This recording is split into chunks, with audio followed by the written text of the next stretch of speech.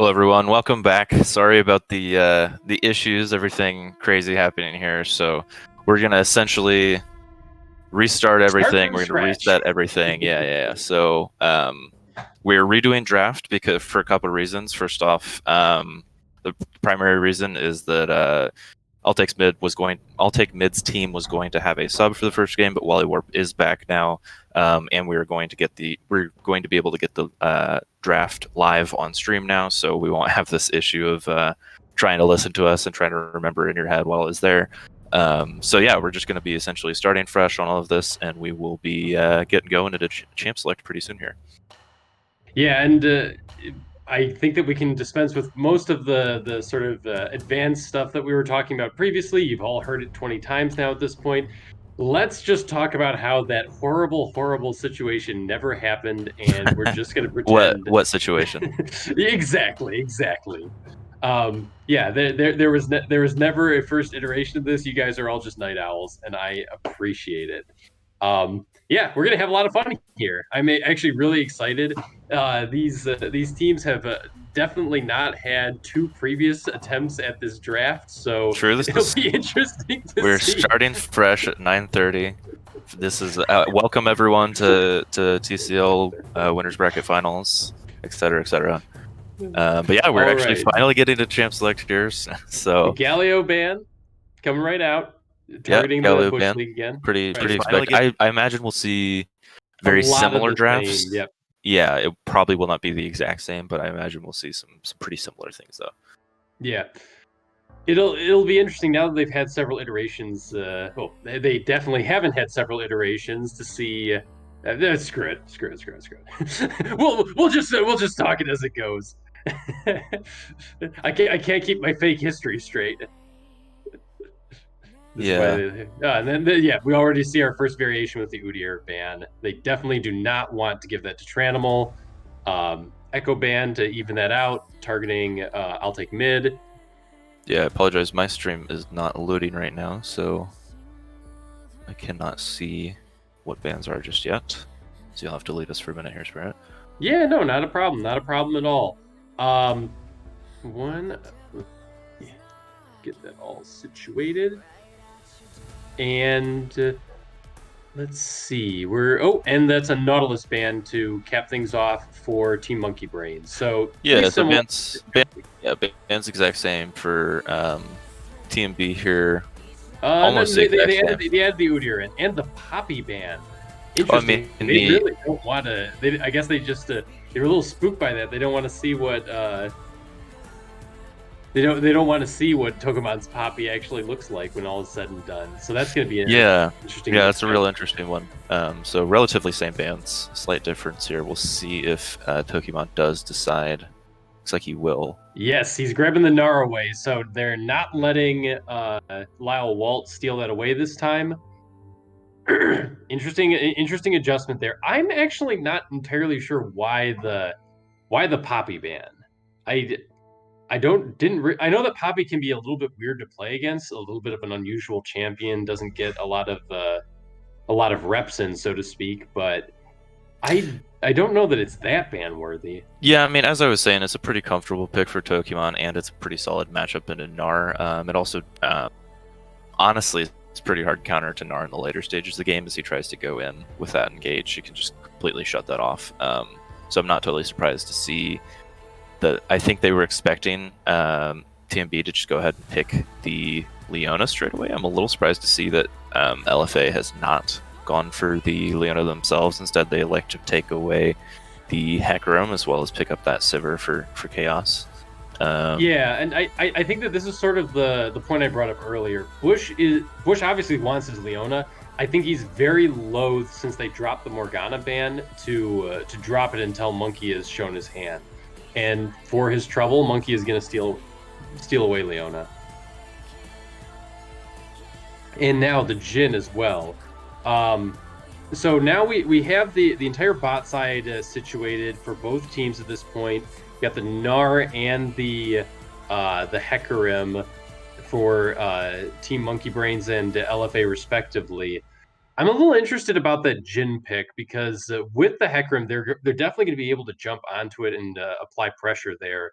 It's pretty strong tool at their disposal. We got a Silas ban coming out for LFA, and now we're going to be looking at. They have top lane and mid lane still to go. My suspicion is that they're going to target those towards top lane, put Lyle on something uncomfortable. Do you have any thoughts on that, Blood? Yeah, And then I'd there's the probably Camille agree ban. with you. Going ahead with the Camille ban. I think that's definitely an interesting one. I don't think that Lyle, and this is just a little bit of speculation for me, I don't think he really plans on playing it that much. I think it's a little bit of a bait ban. I don't think he would prioritize it. I could be wrong about that. That's just my own speculation, just based on the fact that it's been open a lot and they just really don't pick it. But Is Camille actually a good matchup into Gnar? I would imagine that she's able to jump on him, kind of get in his face when he's mini, but I feel as though that and the Cassidy ban, maybe they've obviously so Skarner and Cassidy ban to cap things out.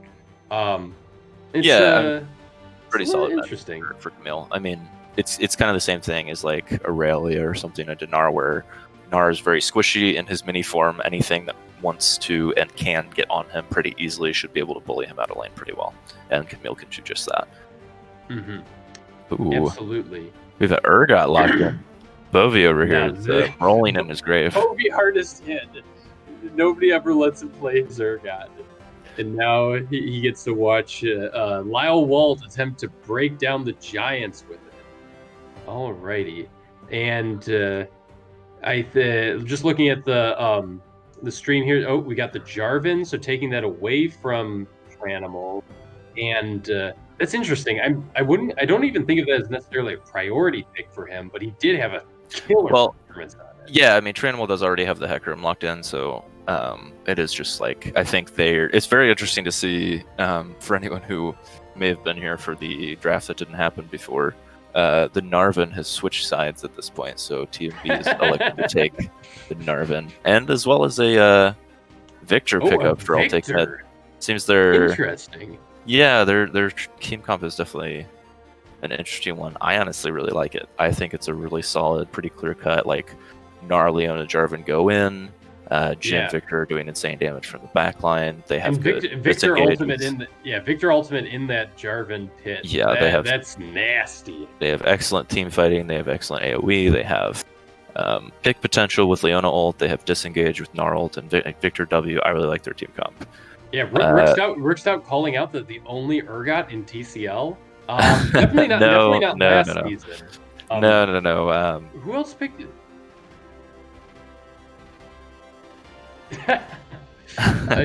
Interesting. Interesting. I believe we've seen it from. Who would it have been? Unfortunately, it wasn't Lost in the Sauce. That would have been a game for the ages. I'm pretty sure we've seen it at least once, but I don't remember exactly. Yeah, I'll have to go digging around. Yeah, on the flip side though, LFA's team comp is definitely an interesting one. They're pretty heavy on the dive with the Rel, Azir, Hecarim all wanting to go in. Sivir, of course, and the Sivir, pop that ulti and run people down. And they have very good wave clear as well. Both teams honestly have quite good wave clear, so there won't be too much sieging going on here. But so a couple of immediate observations. Normally, the way that you counter Jhin is to put a lot of tanky boys in front of him and make him waste lots of time chewing through them. Rel is fairly tanky. Hecarim can be tanky. Urgot can be tanky, but I don't think that any of these are. I don't really know that. They're not like the traditional tanks you would throw up to block a Jhin. On the other hand, Urgot normally, like when he's in his Juggernaut mode with all his machine guns firing, he's normally fairly slow.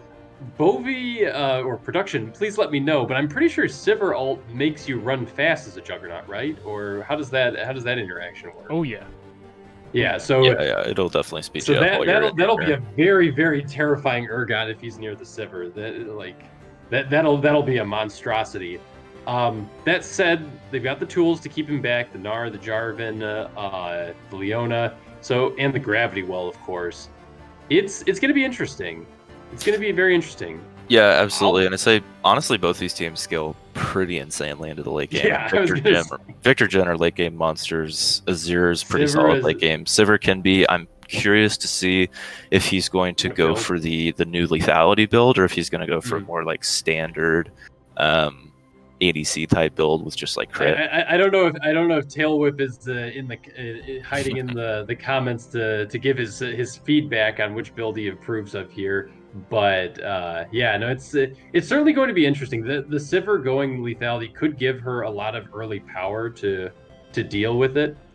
Sorry, to deal with the Jhin, the Victor, and such. The interesting thing is LFA. It's funny, like, other than Monkey, I don't know how Wally builds his Jarvan, because, for example, TheTranimal was very, very tanky Jarvan. Full tank Jarvan, did lots of damage all the same. If Wally isn't building tank, like, this comp could be deceptively squishy for Monkey Brains. Yeah, I would agree. There's definitely some like pseudo tanks in the matter of Gnar and Jarvan, where they're going to have very high HP bars, but they're going to shred those HP bars pretty quickly, especially if Gnar is going for that stride breaker, Jarvan's going for the gore drinker. Yeah, I'm interested to see what he'll do. I would expect, honestly, a gore drinker like Black Cleaver, perhaps. Sterak's maybe build for Jarvan and then just fill it out with some tank stats. Yeah, but we'll see. We'll see if he does go for the full tank like TheTranimal does. Yeah, I'm still thinking that Jhin may have been a little optimistic. No, like, given that it was picked into Hecarim. I know that Toasty is a phenomenal Jhin player, but like that's a spooky matchup. Yeah, it'll be an interesting one for sure. I mean, they do have some pretty solid disengage tools with like I was saying, the Gnar ult, the Victor ult, or excuse me, the Victor W. However, they don't have a lot of disengage tools, right? Like Jarvan can definitely block with his ult, and they can get the Narvan combo.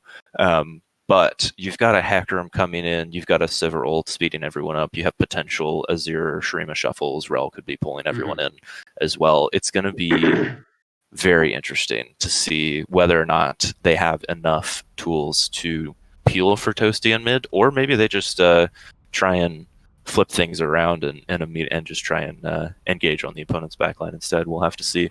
Yeah, we should have a pause right off the bat in the game. So oh no! More delays. So we'll see if this gets started pretty soon. Please, Anytime we can check out the summoner spells. Rito. Actually, we do have the double TP from both teams. I think that's to be expected, and we have the double ignite. And I think we also got our answer on Chaos Storm. He has Dark Harvest. Yeah, Dark Harvest. So it's almost certainly going to be that lethality build. Yep, absolutely. Yep. No exhaust this game though. Interestingly, I've been seeing that quite a bit lately. I will have I strongly disapprove. Support players should be stealing all the kills. Don't argue with me on this. Yeah, no, I'm glad we have some good bloodthirsty supports in this game. Yeah, I'd say there aren't too many great exhaust targets.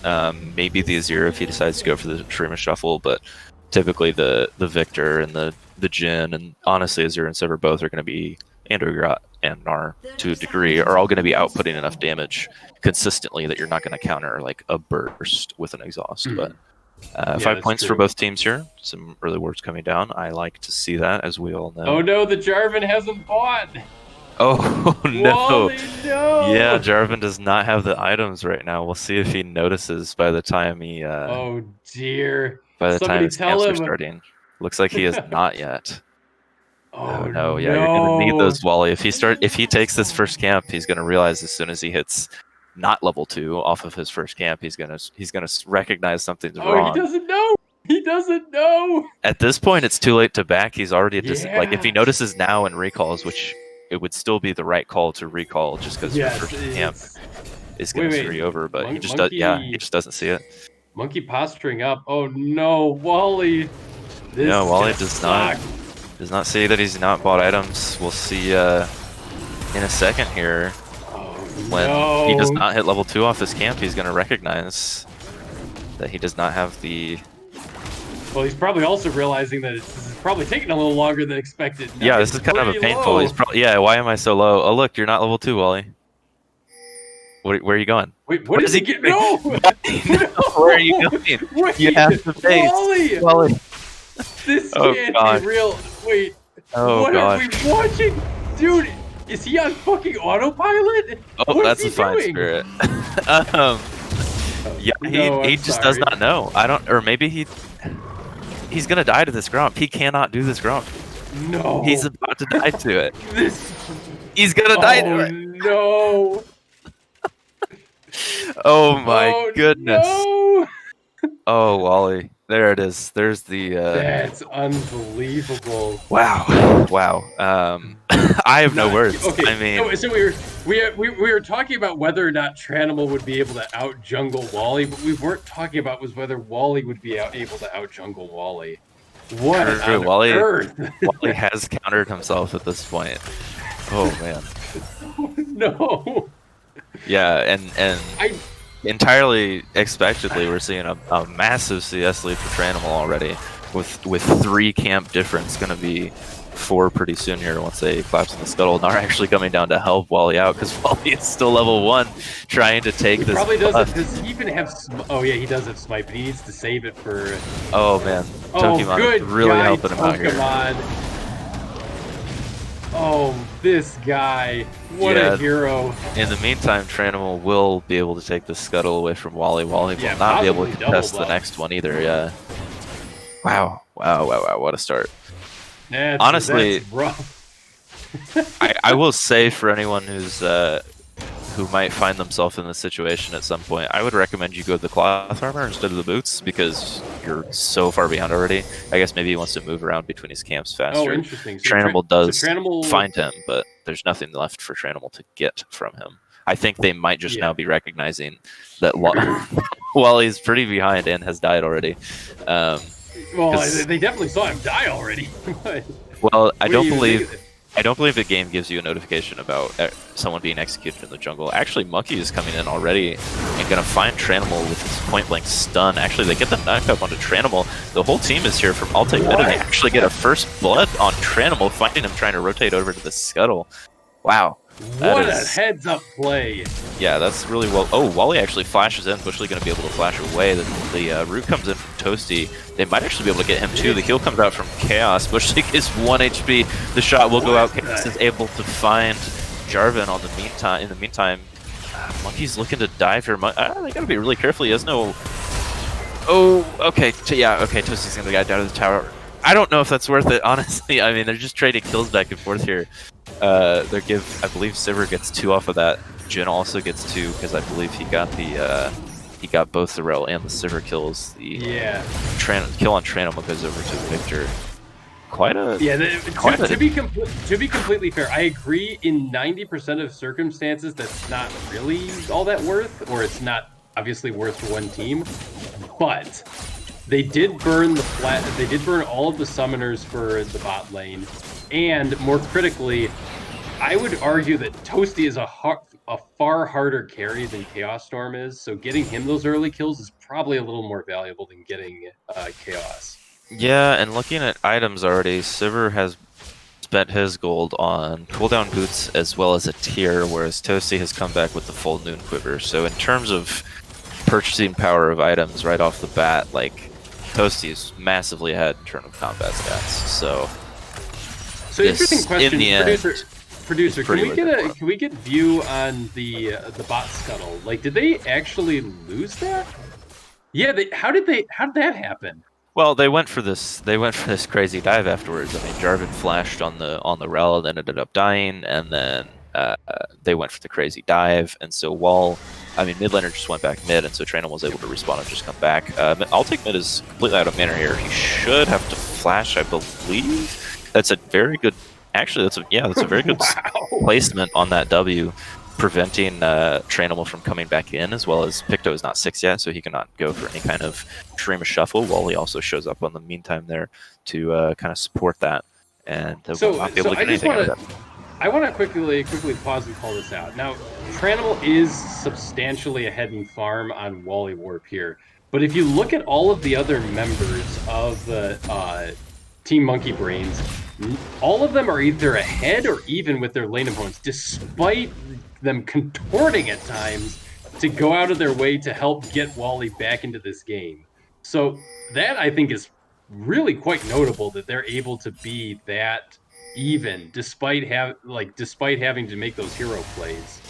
Yeah, That's pretty absolutely. impressive. The big one there is Tokimon. I believe he had a good time to come back and help. Excuse me. Help Wally warp out on that Grump as oh, actually Bush League goes in on the engage on a Monkey here. Monkey does not have flash. TheTranimal will be coming in. They will be finding a kill onto Monkey. Bush League picks it up. Probably not the best place for that kill to go, but if they can turn that into a dragon, that'll be a very, it very looks like they will be. Yeah, and actually Wally has just recalled from the Herald Baron pit, so yeah, he will not be anywhere near this as long as, I mean, TRANIMAL's taking Scuttle. Looks like they're actually deciding to... No, they are looking to, they are looking to do it, but because TRANIMAL took Scuttle, they haven't gotten that much damage on it. A lot of wards coming down in that pit. There's wards and a trap in that pit. Oh, actually, we have a TP coming in from Gnar. Gnar is currently Mega. The whole team will... Oh, actually, he just dropped Mega before he came back in. TP coming through actually is going to mean that TMB is able to take this dragon away from LFA. I gotta say, I think going for the Scuttle there is a little greedy. I mean, 100%. They notice bot lane just immediately leave up towards dragon. They know they're going to be doing it, and since it took so long, they were able to come over and just kind of push them off with the TP for that drag themselves. And Lyle will actually be base. Oh, I'll take mid comes in, is going to get the ult to come out, gets the shuffle. TRANIMAL's coming in with the E, but I'll take mid is pretty comfortable in health right now, and he's going to be able to push them off on this gank. Yeah, careful though, because TRANIMAL has not ulted yet, so he very well can still like spin that around if he. And he, I'll take mid will not have flash next time. Yeah, absolutely. I imagine TRANIMAL will be coming back pretty soon here for repeat gank. One thing I do want to take note of in that whole exchange is that, so Lyle did have TP. I don't necessarily say that that's the right call to TP. Yeah, so it's not necessarily the right call to TP. The thing that I'm noticing though is that he did not shove the wave in all the way when Gnar TP'd, and now it is building up a little bit back towards him, but he didn't get any plates and did not get any... Well, I guess he got a little CS lead. I mean, he's going to have like a 5 CS lead after this, but that TP ended up being very worth it for Tokimon, as long as Lyle isn't able to find a counterplay with his TP while Tokimon's TP cooldown is still down. Yep, and now we're like some pretty substantial CS leads open up both in the bot lane and the mid lane in favor of actually looking for a top lane gank here. Tokimon does have his ult though. The ult's gonna connect from TRANIMAL. Tokimon is not ulted yet. He's gonna get the ult off real soon here. Flashes away. Oh, I was gonna go in with the ult from the Urgot. Is able to execute him while he comes in as well, and is not able to find Lyle under the turret there. Lyle is able to be in the back of the turret. Well played there from TRANIMAL and Lyle to finish off that kill onto Tokimon. Yeah, absolutely. And that was a very very good job on landing that Urgot ult as he from the flash. I was actually a little surprised. I thought that Tokimon Panda was going to try to like make that fight last longer when I saw Jarvan approaching, but I think he was very cognizant of the damage at play and tried to get out.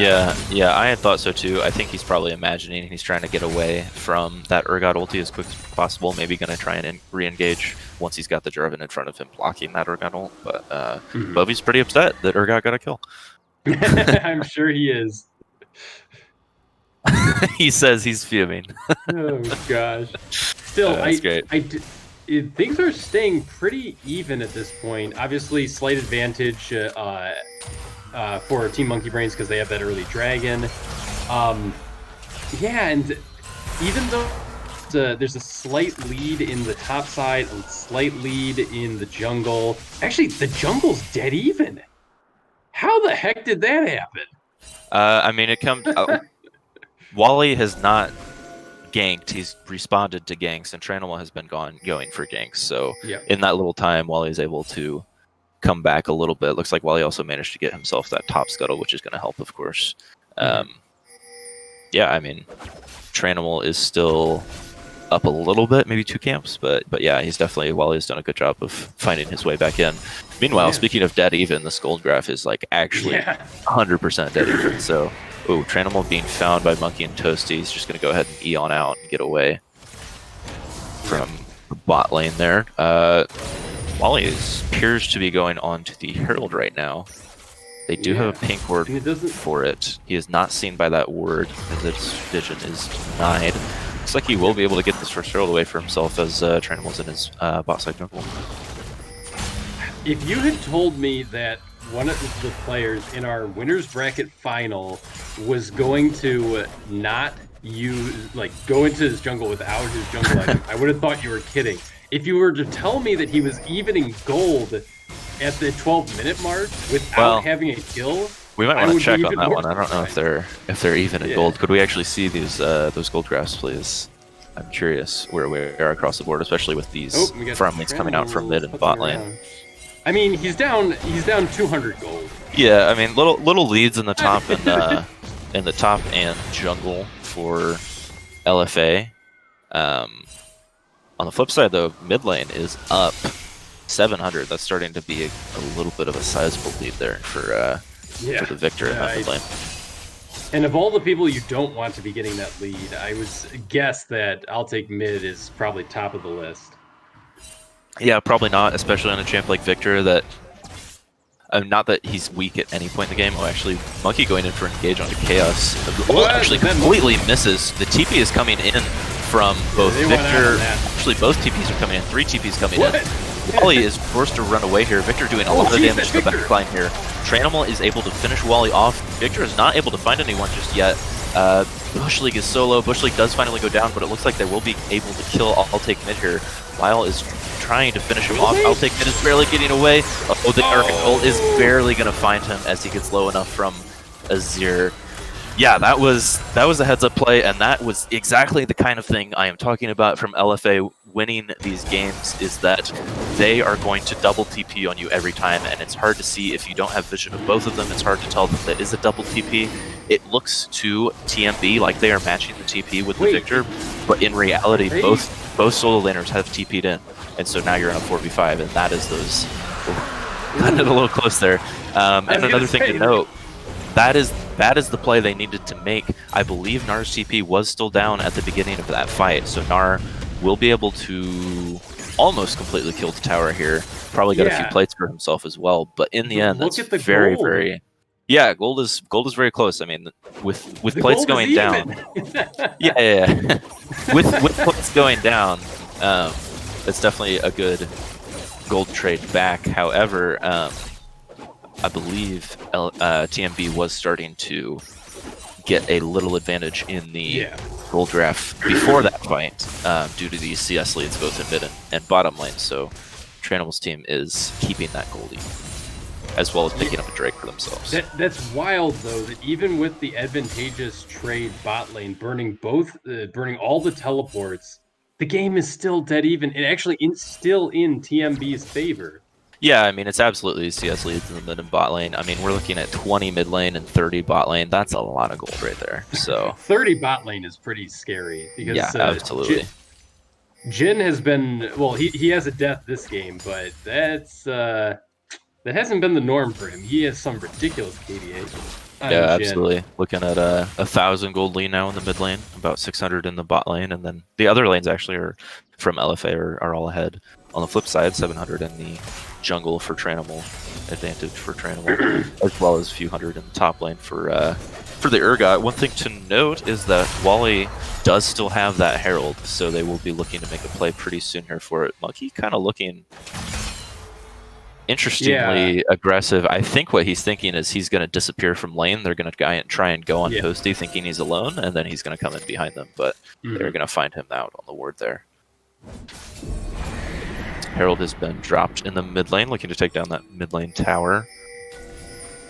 All members of TMB are kind of in the river here. I think this is kind of interesting, considering Drag should still be down for another couple minutes, and they've just dropped that Herald in the mid lane, but looks like they'll just go back to the... Herald didn't quite crack first tower, but both mid and top are just about ready to fall. They just need a whisper on that. Yeah, absolutely. TheTranimal will be coming down towards bot side here. Will be found out on the board. Monkey and Toasty are actually still pretty darn close to them, even though TheTranimal's right there. Monkey ult missing once again. They're backing off here. I think they've seen that Victor has gone missing in the mid lane. Yep. Looks like we will just be trading, honestly, only cooldowns of support ultimates here. So one thing that I've noticed about the way that Monkey plays Leona is he actually uses his ultimate fairly frequently to peel, or to zone almost. And like I obviously like zoning ultimate. Oh, I might have to cut you off here. Jarvan's coming in for this gank on Lyle, excuse me. Lyle's forced to flash away right away, and he will just go down. Jarvan will take that shutdown onto the Urgot. Yeah. But what I was saying though is like first off, fantastic play top lane. Actually, again, an excellent ult there, an excellent shuffle from PictoChat, immediately pushing him into TheTranimal. Oh, Picto almost goes down to the Victor ult, chasing him away. Is forced to flash away from that final tick, and I gotta say, yeah, he definitely needed to flash there. That final tick most likely would have taken him down. Yeah, so well played there to find the kill.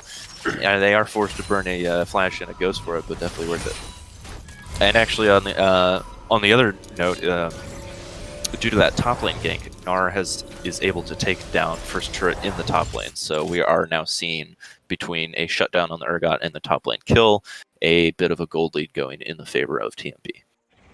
Yeah, and one of the interesting things I wanted to call out, and I know I've been seeing this on everyone and their mother lately, the Everfrost on Victor. Yeah. It's an interesting one. I mean, it's pretty solid to. And we got another turret. So yeah, there's a number of things about that pick or that item that I think are interesting. Everfrost is the only mythic item that's mythic passive gives AP.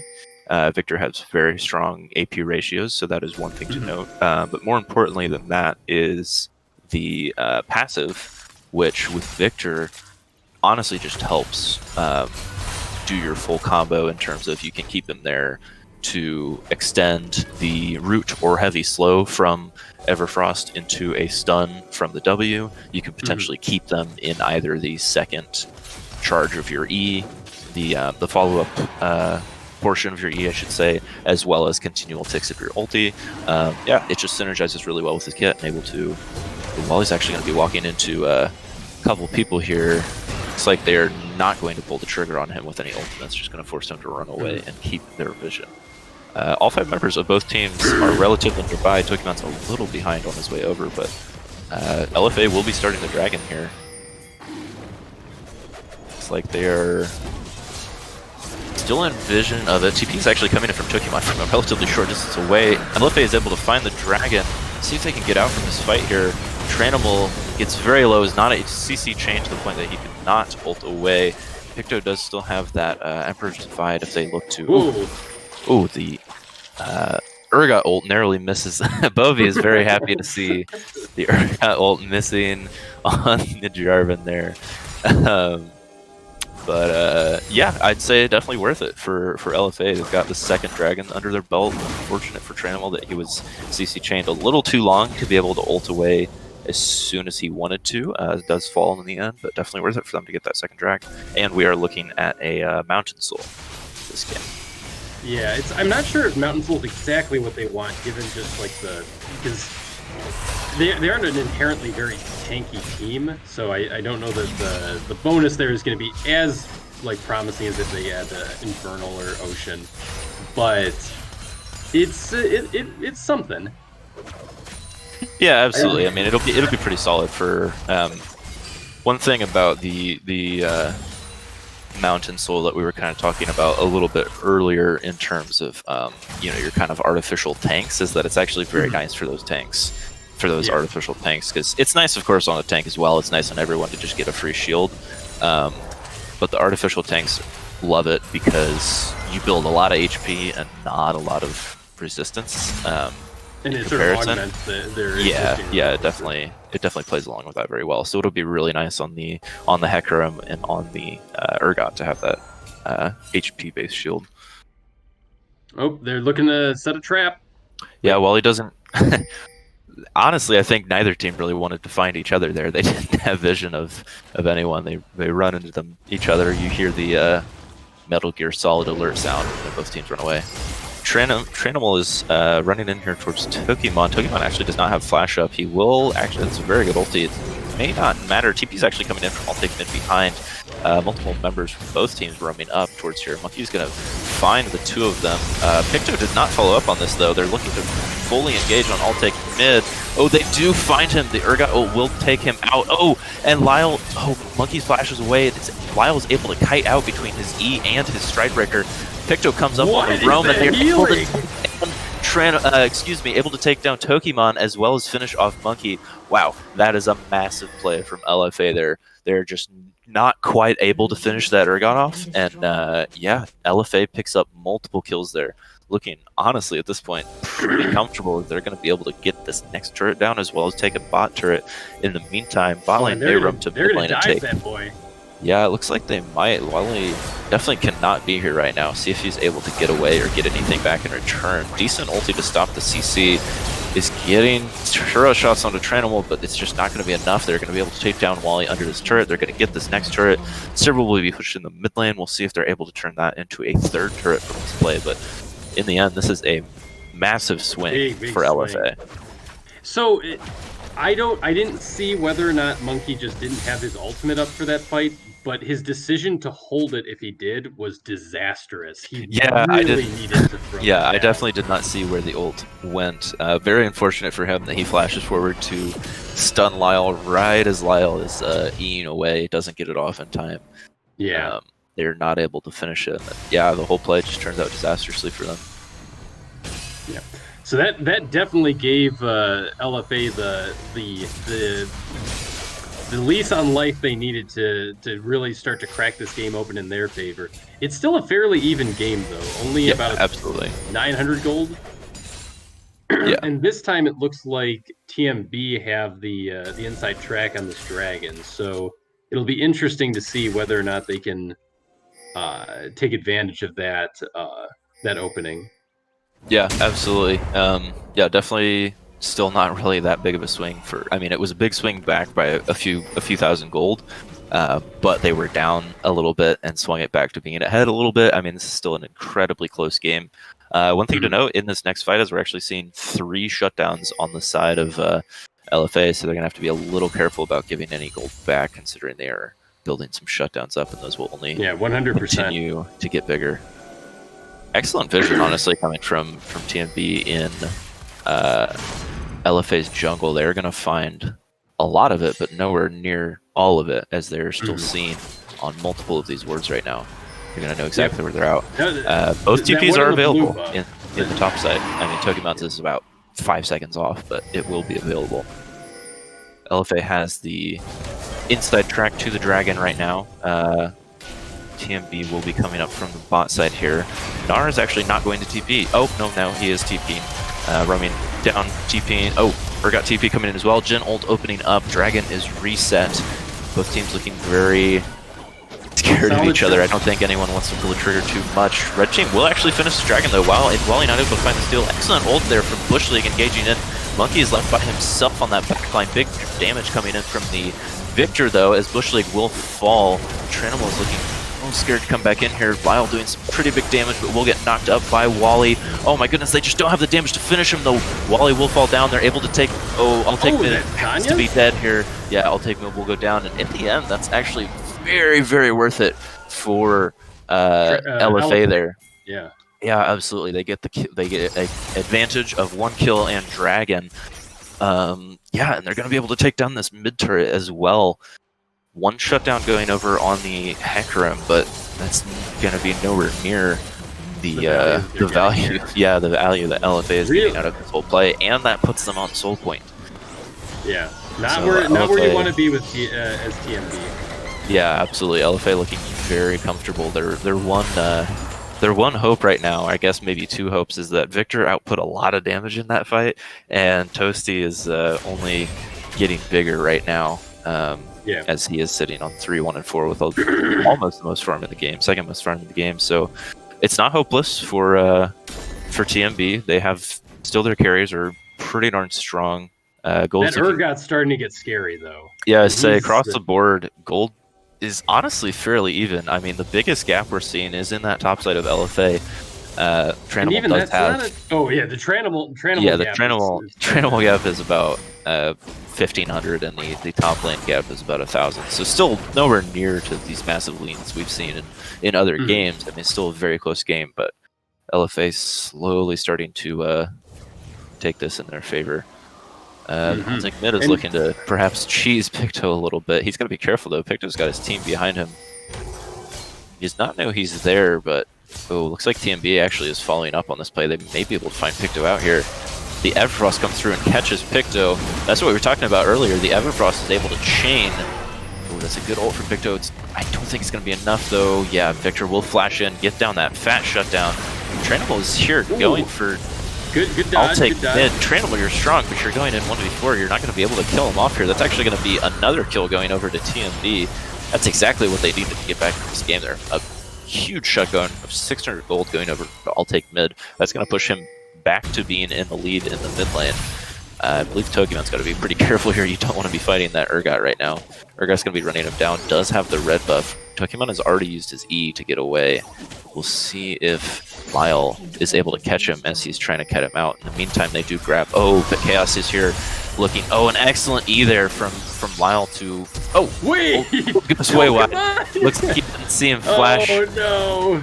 Wow. Yeah, he didn't. I don't think he saw him flash out of vision there. He didn't have vision one way or another, so he picked one way, and it was not the right way for that Urgot ulti, but Chaos will flash over the wall and finish off that kill for Tokimon. In the meantime, TMB did get a turret back in response with that kill onto Azir, and in the end, the gold lead is once again back to within 1k.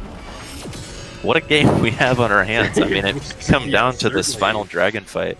If TRANImal can secure that final dragon, then he may start winning these fights after having that mountain soul. But in the end, this is a very, very, very close game.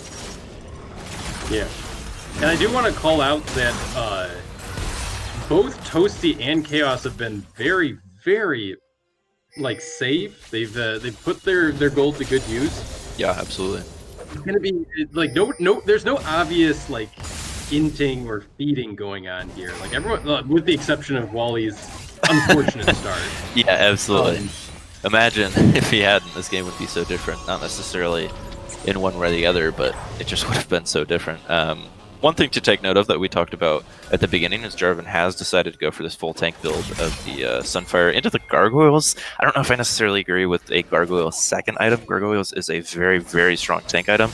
Typically, you want to build up a little bit of HP for that max HP shield before you do go ahead and buy it. Certainly won't be a bad purchase, perhaps not an optimal purchase, though. Yeah, this next dragon will be coming up in the next minute, though. We got both teams. Tokimon's a way forward. He's got to be a little cautious. Tokimon's got to be a little careful here.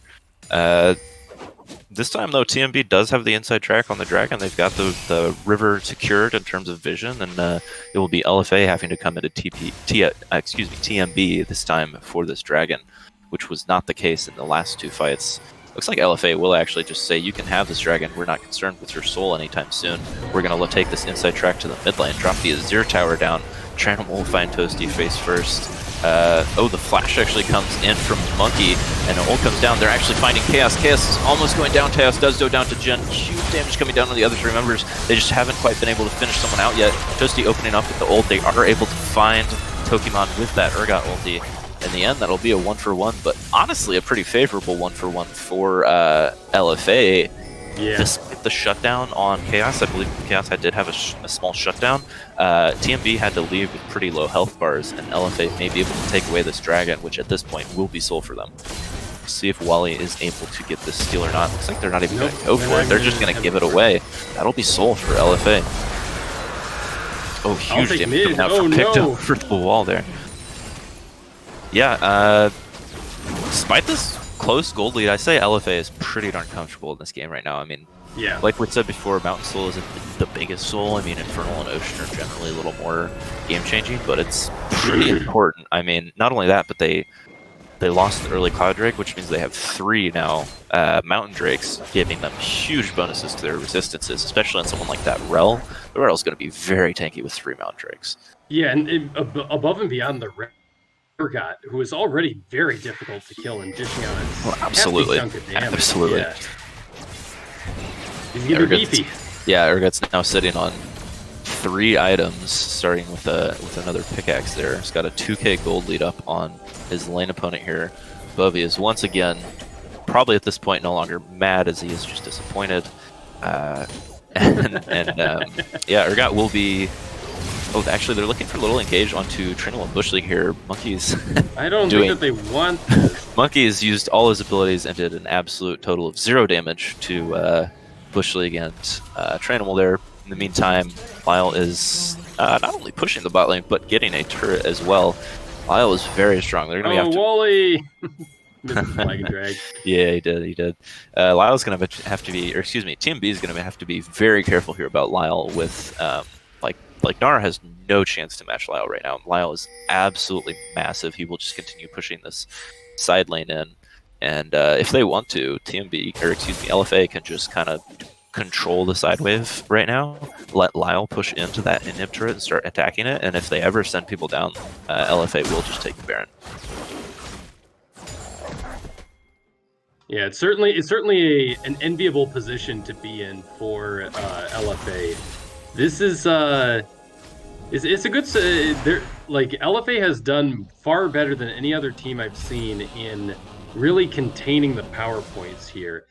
I'll be completely honest. I'll take mid has been strong, but he hasn't been overwhelming. I will say I feel as though maybe it's just me. He seems uncomfortable on this this more traditional mid lane champion. It's not the how do I describe it? Oh, jeez, that was almost messy. It's not the assassins we've come to associate him with. Yeah, I mean, it's definitely not a more traditional and more importantly, pick for him. Yeah, he also lacks the mobility he normally has. Yeah, I mean, gosh, I thought Wally was sleeping again. Yeah, Wally almost not making it out there is fine though in the end. Yeah, notably, not much going on right now. I mean, if I were LFA, I'd be looking once again, like I said earlier, to be using that Urgot in the side lane that just no one can touch right now, forcing this Baron call. Maybe Urgot had to back and had an item spike. I'm not sure, but they're kind of. Maybe they're going for the Elder Dragon win condition. Yeah, absolutely. Wally is way too far forward there. I'm not sure exactly what he was looking for. Oh, that's a very good flash out, though. I mean, still not worth it in the slightest, but good on him to get out of that. Looks like LFA will be able to start the Baron for this at this point. TRANIMAL will finish off that scuttle real quick, so they have that speed up and the vision buff. Wally will be basing here. I don't think there's really much of anything they can do about this. I mean, they're going to have to get through this level 18 3-4 item Urgot. Look at them. You had 3 people attacking it right there, and they don't even start to really teach its health bar. Yeah, they finished the Baron at this point. Ult's coming in. Oh, excellent stream of shuffle there from PictoChat, killing 2 members there. Mid and Toasty are going to have to back up. Lyle going in, not quite finding the jump on mid there. Big damage coming out, actually, from Toasty and mid, and while no members of LFA go down, they are able to force them away from this fight. And that's kind of what I was talking about earlier. I mean, definitely still well worth it for LFA, finding a lot there out of Baron and 2 kills, but they still have to be very careful if they can't find Toasty and mid, because in that stream of shuffle, they found the Gnar and they found the Leona, which is good, and that's, you know, great on their play, but they end up getting very close. Yeah, it's still one fight. It's still great for them. They just have to remain very careful here, as there is still big damage coming out from both Victor and Jin. Yeah, and we're probably looking at Elder Soul coming up pretty soon. Production, can we see the Dragon Timer by chance, or where are we at? We've got the Elder on a minute. Yeah, just over a minute here. Looks like they will be able to take down this mid turret as well. Just let that Baron enhanced cannon take it off. Wally taking a lot of damage. Ooh, Urgot ult actually missing him. Wally taking a lot of damage from the Sivir. Sivir, as we talked about before, did go that lethality build, which, believe it or not, Wally is a tank, and that lethality build Sivir shreds right through him, partly because that, I believe the item is Cyrilda's Grudge, is like 20% armor pen or something like that, plus all the lethality you have from your items. Yeah, it's pen for sure. How many Dark Harvest stacks does Sivir have at this point in production? Yeah, I'm curious on that one. Looking at a decent number. We could check on the Jin possibly as well for those Dark Harvest stacks. At least several, yes. All right, let's take a look. You just click on one of the champions, bro. Looks Wally like we got a fight card. Yeah, nothing too crazy happening here. Looks like they're zoning them off entirely from this jungle as they're looking to set up this Elder Drake to go ahead and take away this this red buff from him. I mean, it's tough to say, but TMB honestly just kind of has to give this Drake unless Wally can maybe look for a steal. I mean, they're pretty far behind at this point. Are they with the 5K. baiting with Toasty's body here? I'm not sure. Tokimon is found, is able to just jump out. Actually, Lyle's in the bot lane going for Toasty. If we could get down, they actually, Lyle appeared to have gone for Toasty in the bot lane. They found him out. Very worse. Yeah, this is exactly what TMB needed. They needed a pick here. They find another onto TheTranimal. TheTranimal will be getting chain CC'd. Oh, barely able to get that ult off before the Leona stun comes down. Jhin will be zoning them off. Oh, TheTranimal, you can't be blocking those. He's actually going to go down to that last shot. Oh man, nobody's blocking for TheTranimal. And wow, Big D. He is not going to be happy there. This is going to get immediately blown up. Bush League is also caught in the middle there. He's taking a ton of damage. Bush League will go down as well. What just happened? Wow, that was a serious. Oh, Tokimon actually finds Picto recalling. That's a confident flash. Yeah, that's a real confident flash. They had no vision of that. Picto is not able to get out. Victor will find the kill, and TMB is able to get the Elder Drake. Wow. I cannot believe that. All those people, not one of them was willing to block for the jungler with Elder Drake up? Yeah, not just that, but not willing to... Not only that, but they were not willing to block not just one shot, but 3 shots that landed onto TheTranimal from that Jhin ulti, taking it very low. Rough. Yeah, it's insane. After that play, TMB has now barely retaken the gold lead. Yeah, barely taken the gold lead. They collected gold. Yeah, they collected all the shutdowns on members of LFA there, and looks like they will be extending this into another turret lead, giving that gold lead to a little over 1k now.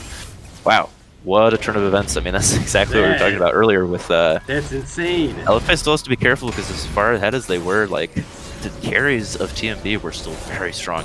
And so Lyle getting caught out there, I'm not sure if he was just split pushing or if he thought he had to pick up Toasty. So what happened was Toasty stepped up, and it looked like all of LFA was going to collapse, but there was a split decision making. TheTranimal and somebody else went on to Gnar, whereas Lyle stayed on Toasty, and they were able to collapse on him. I see. Yeah, that's huge for them. And then they were able to find the pick onto TheTranimal. They shouldn't have killed him if his team would block for him, but they did kill him with that Jhin ulti. And at this point, it's just a waiting game for LFA right now, as they just wait for this Elder buff to fall because they cannot fight with it. I wish I could see the timer on how long that Elder buff is going to last, because I would guess Elder buff is a very short time. It's something like 2 minutes. So at this point, I would guess it's probably about half gone. So still a decent duration, but still getting close to the point that you don't have to think about it so much. You have to be a little careful as Gnar's not anywhere near. He does have the TP, but there's not anything great for him to TP for. There's a TP ward, but yeah, and he won't be coming in Mega, so... Yeah, anything he TP to would be behind. Looks like they are all actually just going to back off from the mid lane here and move towards I think that they're just using this to clear out vision and prepare for Baron. Yeah, I mean, if either team, like was discussed at the beginning of the game, either team is going to have a difficult time sieging without the Baron, because both teams have excellent wave clear between Sivir and Victor. They do not know that they are, in fact, on a ward right now. They do not. I don't think that they can take advantage of it, though, because that until the Elder buff they don't. They definitely don't want to fight. If anything, they just give this mid tower, top tower, make sure they... Oh, actually, Lyle will go in for this fight here. TheTranimal coming in from behind. Wally's left. Oh, huge kill from Picto. How is Toasty still alive? Oh my goodness, Picto is actually going to solo win them the fight there with the 4-man Sharina shuffle into just all the follow-up damage from LFA. They're going to absolutely murder them in this fight. Tokimon has no hope left in that after his whole team gets wiped, and at this point, they're going to look for the end here with these 25 seconds on the closest member of Leona. They're going to at least get an inhib. I'm assuming they're going to be able to end here, as well as these turrets are going to go down very quickly. Wow, what a fight there. That was a huge play from Picto there on that Azir. Yeah. And they've got the wave. Stall out, but I don't think so. No, they've got the wave. This game is over. That's a game 1 for LFA. What a game it was, too. Back and forth all the way through. Honestly, very well played from both sides. A couple little throws there back and forth. But in the end, LFA will prevail with their macro plays. Yeah, no, TMB, and that not was knowing they were on a ward there, are going yeah. to get caught out. And yeah, very well played team fight there from LFA. Yeah, just absolutely insane.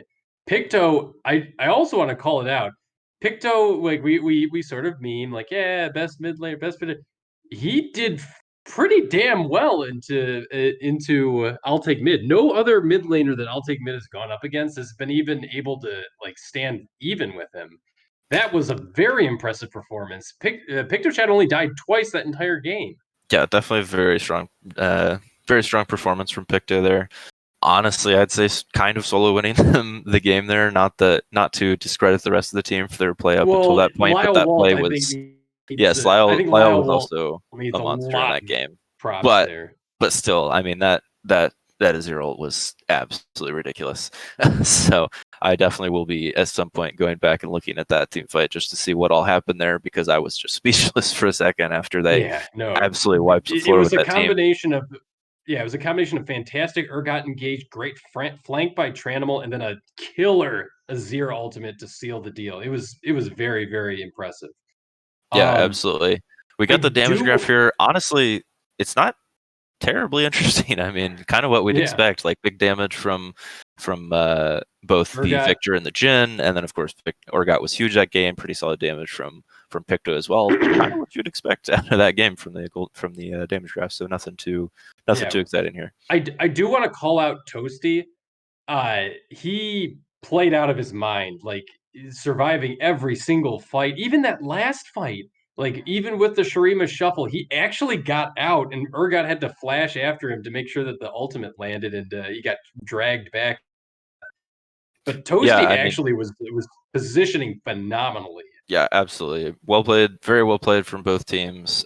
So we'll have to see how TMB responds to this one Yeah, after that quite a crazy game. really unfortunate loss for them. I mean, you definitely don't expect to just immediately lose there when you have no inhibs down and you're, I mean, they don't know they're up in gold, but you feel pretty comfortable in terms of being fairly even.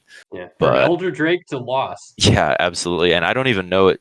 I think that may have been what Lyle waited for at the end. Yes, There was it was exactly the yeah, they second. waited for the Elder Dragon buff to drop, and then they immediately engaged. So well played from them there. But yeah, you definitely don't expect to just immediately lose there. But yeah, we'll be getting into a little break here. Probably try and keep it pretty short, just due to how late we're getting right now. But yeah, we'll see you guys after the break.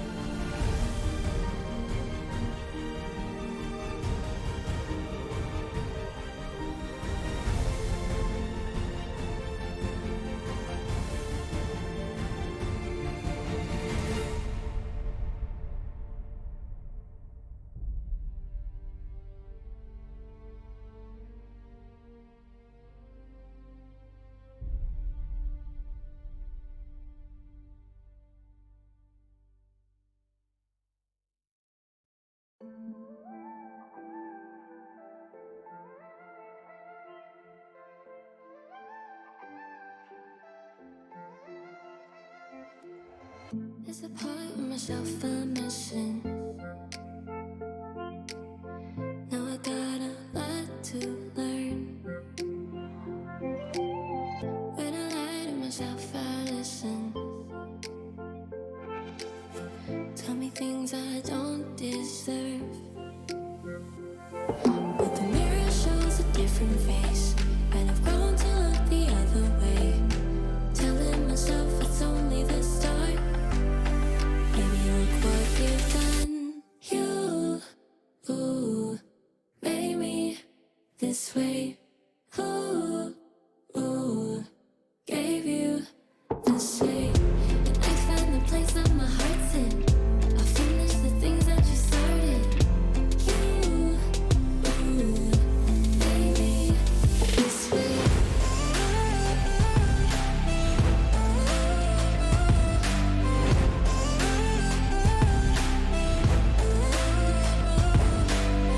让你进入这深层世界。每一面唯有你能感觉。喝下你的毒药，让我感觉醉了。带我去到不同的空间。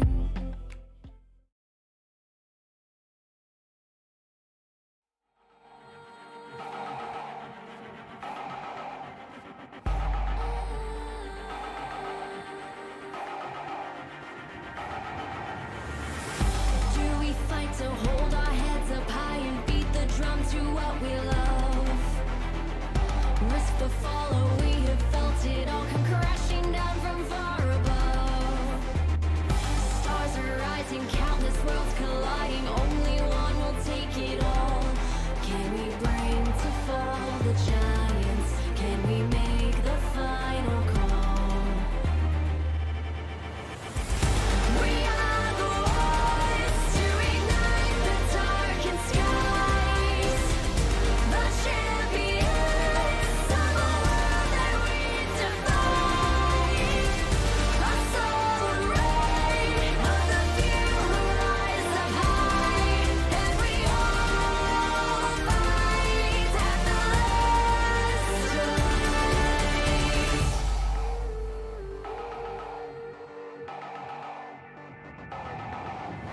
Hearing voices from afar. Join the madness when the curtain falls. Risk it all, hold nothing back. Seize the day, we must attack.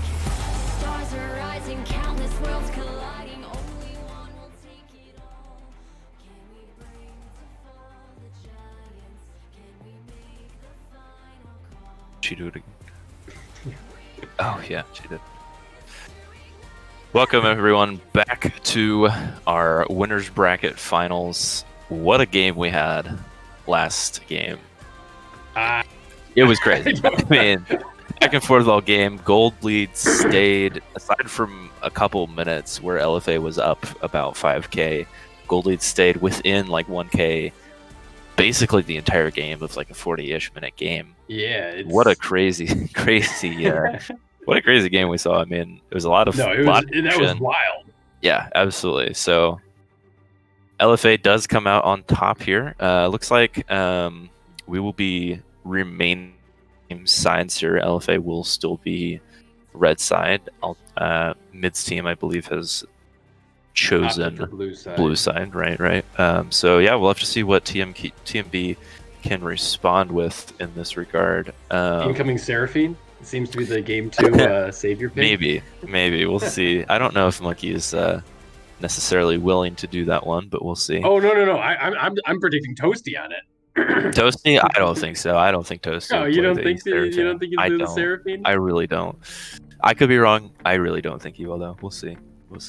Okay. We'll see how it plays out. I'm interested to see if we get a different new or unique jungle pick from TheTranimal. He's pulled out the Talon before.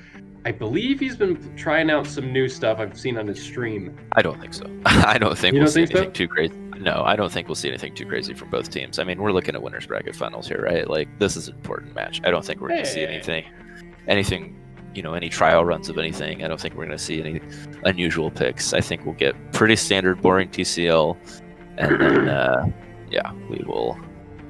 And yeah, I mean, we're seeing those similar bans here. Looks like Sivir will be banned instead, and that will mean they're dropping the Udyr ban. I believe they'll ban the Nautilus here. No, I think. And I would not be surprised. I think that they ban Udyr. They'll let the Nautilus through. I think they banned Nautilus at first pick Udyr. Oh, shoot. Since Wally could play it. I'm a little surprised they didn't do that last game, considering that was. Well, I think that they wanted to to secure Gnar and give Tokemonn a good matchup. I have to say, actually, Kindred ban. Lyle is.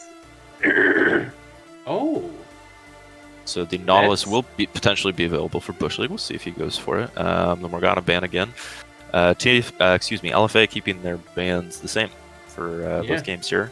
They left Morgana up last time. It was a different third ban. I thought they banned Morgana. Maybe I'm wrong. They did in one of the early iterations. Ooh. Wait, no. Could it be? No, I didn't think so. First pick Udyr is what I expected. Yeah, absolutely. They're playing with my heart. They're playing with Yeah. my heart. Not surprised to see that here. In which case, I also would not be surprised to see the Hecarim again from TheTranimal, because as far as I've been told, that's a decent matchup. Oh, actually, the Jinx locked in pretty early for Chaos here. Not totally surprising. I mean, I believe that has been one of his next comfortable champs after the Sivir. The patented Bush League Leona, though, they will be picking it up in this first couple picks before it goes back. I have heard the strong opinions from very knowledgeable people. I still hate that lane. What, Jinx Leona? Yes. Like, give the Jinx or Lulu. Like, come on. It was made for this. Perhaps. I mean, it's Bush League, so. Bush will play Leona over his dead the body. Alistair is an interesting one, though. I mean, not a terribly crazy pick, but definitely something we haven't seen a whole lot of in TCL. I'm not sure. Bromanzilla, I think, played it. Okay. Bromanzilla played it. But yeah, I'm not sure if we've seen Monkey play it. Actually, the Urgot again for Lyle. Bovie is currently has gotten up and left his computer. He's he's just told us he will be jumping off his building here. Very upset. But yeah, the Poppy ban again coming through for Pokemon. I would not be surprised if that is followed by a Gnar ban. I also would be surprised if they didn't ban Gnar, just because that did go pretty well for them in the last game here. So we'll have to see. Yeah, it went fairly even. Like, I feel like Gnar, if a couple of those fights go differently, Urgot doesn't get nearly so far ahead, and Gnar is able to bully him a lot more. We'll see, though. We also haven't seen the Azir ban. Yeah, I think that is a Azir ban very smart move. Yeah, absolutely. Pict has shown a lot of not only playing well on the Azir, but also showing a lot of preference towards it. He's played it a lot, so not surprised to see that. Actually, the Sylas ban coming out from towards I'll take mid, and I gotta say I agree with it. I think there are some pretty nice ults on the side of LFA for Sylas to steal. I think that's a good ban. I'm just imagining Sylas Urgot ulting and just dragging like a Leona into his belly or something. Like, just the visual is quite amazing. Yeah, absolutely. Jarvan ban. Yeah, Jarvan ban actually away from the channel. I think that one's kind of interesting. I don't think they were. I would have thought the Hecarim ban. Yeah, I don't think that LFA was going to pick that. I mean, Udyr is pretty comfortable into Jarvan, because in that matchup, like, Jarvan has an initial EQ combo. Yeah, not surprised to see that. Jarvan has an initial EQ, and then he just has auto attacks afterwards. And if you're not... I understand the concept of the counter pick. Like, you pick Jarvan, you ult the Udyr, and no. I'm saying circles. No, Udyr's pretty good on a Jarvan, because Jarvan just can't fight Udyr early. That's what I'm saying. Jarvan has the EQ as an initial engage, and then after that, like, Udyr just kills him. So, and Udyr will just out farm him like crazy. So Shen though. See, I've heard the opposite. I've heard that Jarvan is supposed to be Udyr's counter, just because you don't need a ton of farm on him. You can just go and like, you're basically, the later the game gets, the more of an alt bot Jarvan becomes. And absolutely. I mean, later on it's definitely good for Jarvan, because you just trap the Udyr in the pit. That's an interesting one. I don't think we've ever seen a Cassiopeia specifically from I'll take mid. Maybe no. It was Control. Wait, who did I say Sandy played it recently, and we've seen Control play it before. I don't think we've seen I'll take mid play it. Ooh, actually, the Corki coming in for though. Yeah, this is very interesting. Absolutely massive front line coming from TMB with the triple tank between the Shen, Udyr, and Alistair. That's kind of insane. On the flip side, though, we've got some pretty massive damage coming in from Corki, Jinx, Urgot. So this will definitely be an interesting one.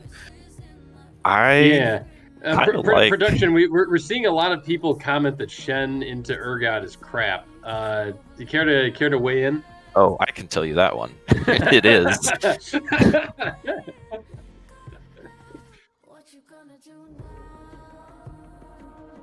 I was silenced. I think Shen wins usually before Urgot hits level 9, but after Urgot hits level 9, yeah, it's like he can just outlast the Shen counter or block. So yeah, I mean, Shen has a slight lead in a lot of lanes before you hit 6, because once you hit 6 as Shen, you no longer have an ult in the 1v1. So Shen is, I mean, the one thing Urgot has, though, in response, though, is, like we've said before, it's a short range matchup, but it is a range matchup, so we'll see if Lyle will bully him in that regard at all. He should be able to, yeah. Yeah, but aside from that, though, I think this game almost 100% hinges on the Cassiopeia pick. I mean, yeah, obviously your tanks are not, unless you're just massively ahead, your tanks are not going to be doing much of anything to kill their team. You're purely blocking for this Cassiopeia. And so if the Leona and the Hecarim are not able to get on the Cassiopeia, which honestly I don't think they necessarily will be able to. I mean, if they do, they've got a potential Shen ult and Shen blocking auto attacks. Monkey can just headbutt someone away. So I think the Cassiopeia is very comfortable here. The flip side of this, though, is obviously Leona, and to any of our viewers who aren't familiar, or sorry, Bush League, for any of our viewers who aren't aware, the Leona, or former Leona one trick, very, very comfortable on the champion. I don't really know what to. The one thing that makes me nervous about this Team Monkey Brains comp is the fact that, yes, Cassiopeia, really, really strong, can single-handedly 1v5 with the right range and orientation and setup and such, or with the right ultimate. Corki, Jinx are decently long range, though. They can poke at her, I think, from outside of her range. And absolutely. There's, despite there being a lot of potential peel, other than the Urgot just running at high speeds, there's not a lot of or Alistar doing like a sneaky WQ. There's not a ton of engage, actually, and so they're getting to the objectives first for them is going to be critical. They really, really, really need to be there first, so that they have to come into the Cassiopeia instead of the other way around. Yeah, absolutely. I mean, I will remind you that Chemtake is an item like this, and we'll probably see at least 2, if not 3 of those on the side of TMB. So I don't think they'll be too worried necessarily about their engage. I mean, there's not really great disengage tools from LFA. I mean, there's like Jinx. Well, it's not so much about it's not about the disengage so much for me. I think that it's more about the prospect of if Cassio has to push too far forward, it leaves her vulnerable to flanks, which Urgot, Hecarim can 100% do, and Leona can facilitate with her ultimate. Yeah, potentially, for sure. I mean, if they get the front to back they want, I think there's no issue there. I think flanks. Yeah. I would agree. Flanks is definitely the route that LFA will want to look for, especially with the potential Corki package as well. Could be splitting a team fight up. You could just split the tanks from the back line and then just kill them while your back line can't run through the Corki package. But yeah, we'll have to see how this all plays out as we are getting into game 2 here of this series. Alltakes Mid's team needs this win here, or they will be knocked out into the losers bracket, and LFA will move on to the finals of the TCL Playoffs. It's like we're seeing actually the exact same thing as last game in terms of summoner spells. Everyone's taking the same thing as they did before. We've got the 4 TPs coming in, 2 PPs from both teams, as well as the Ignites in the bot lane for both supports. Wally has in fact bought his items this time, so we will not be seeing... No, but Shen hasn't. Shen has not left the base yet. There you go. Yes, Wally will not be getting executed, hopefully, at level 1 this time around. Yeah. Or hopefully ever again. That's one of those memories that sears in you. Just glancing through this, one thing that I want to immediately call out is there isn't a cleanse on either Toasty or I'll Take Mid. And Yeah, I would argue there's not too big of. I mean, sure, Leona and maybe an Urgot ulti. I would argue there's not too many big cooldowns Wait. that you need to cleanse. I mean, there's for no. some reason, let me confirm this. Does cleanse get rid of Urgot ulti? I knew that I knew Quicksilver Sash did, but We'll have to address Bovie on that one. I'm gonna say maybe. Does cleanse drop the Urgot ult? All Okay, right, so forget we're it. getting He doesn't know.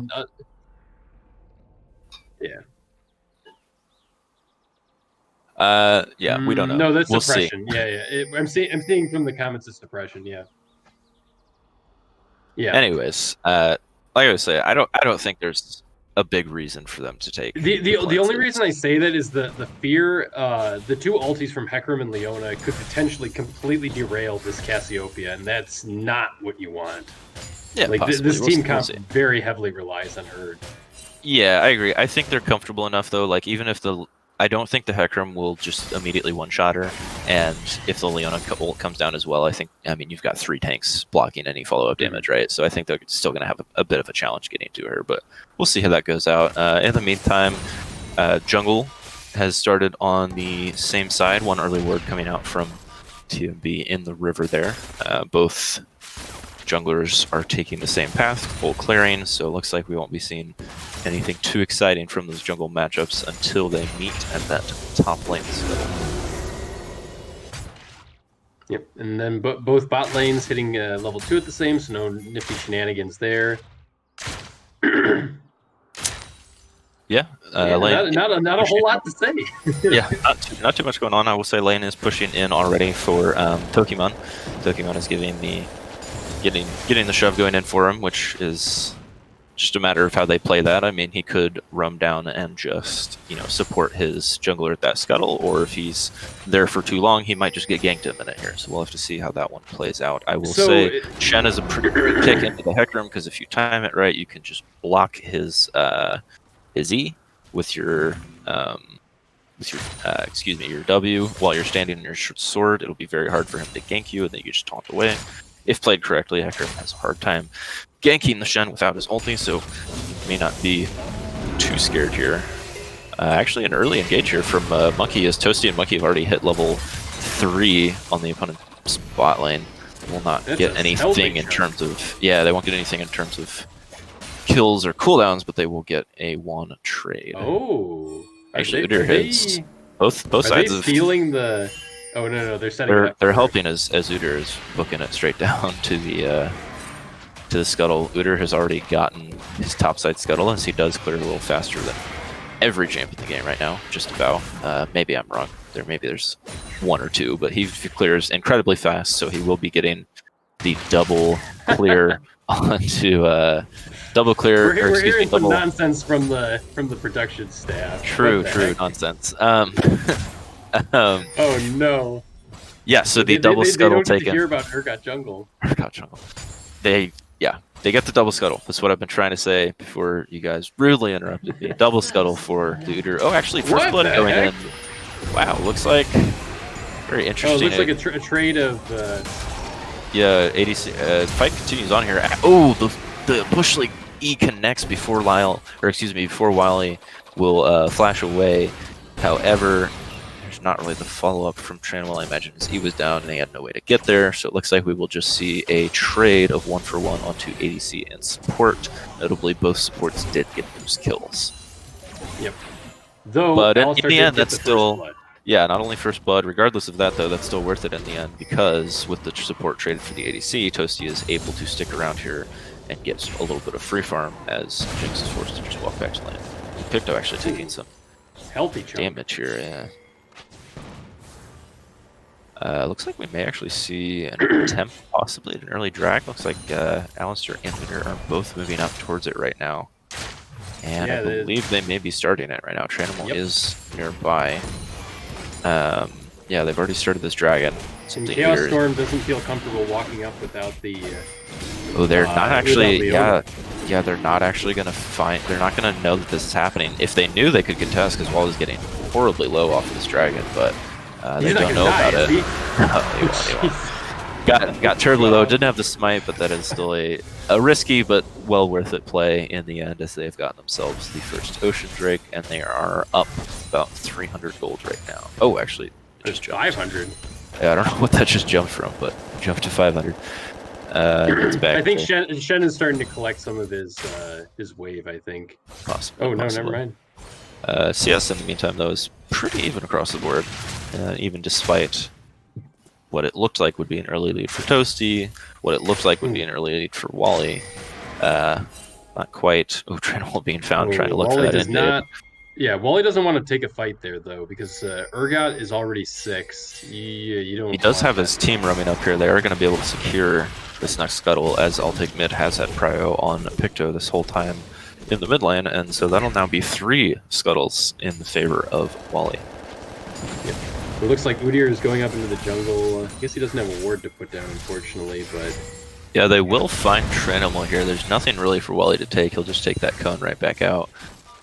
And, yeah, both teams are actually gold has gone a little back over to LFA's side. I gotta say, Wally is, despite having that 3 scuttle lead, he's starting to fall a little behind in farm here to the Hecarim. Nice freeze building here for Toasty TG.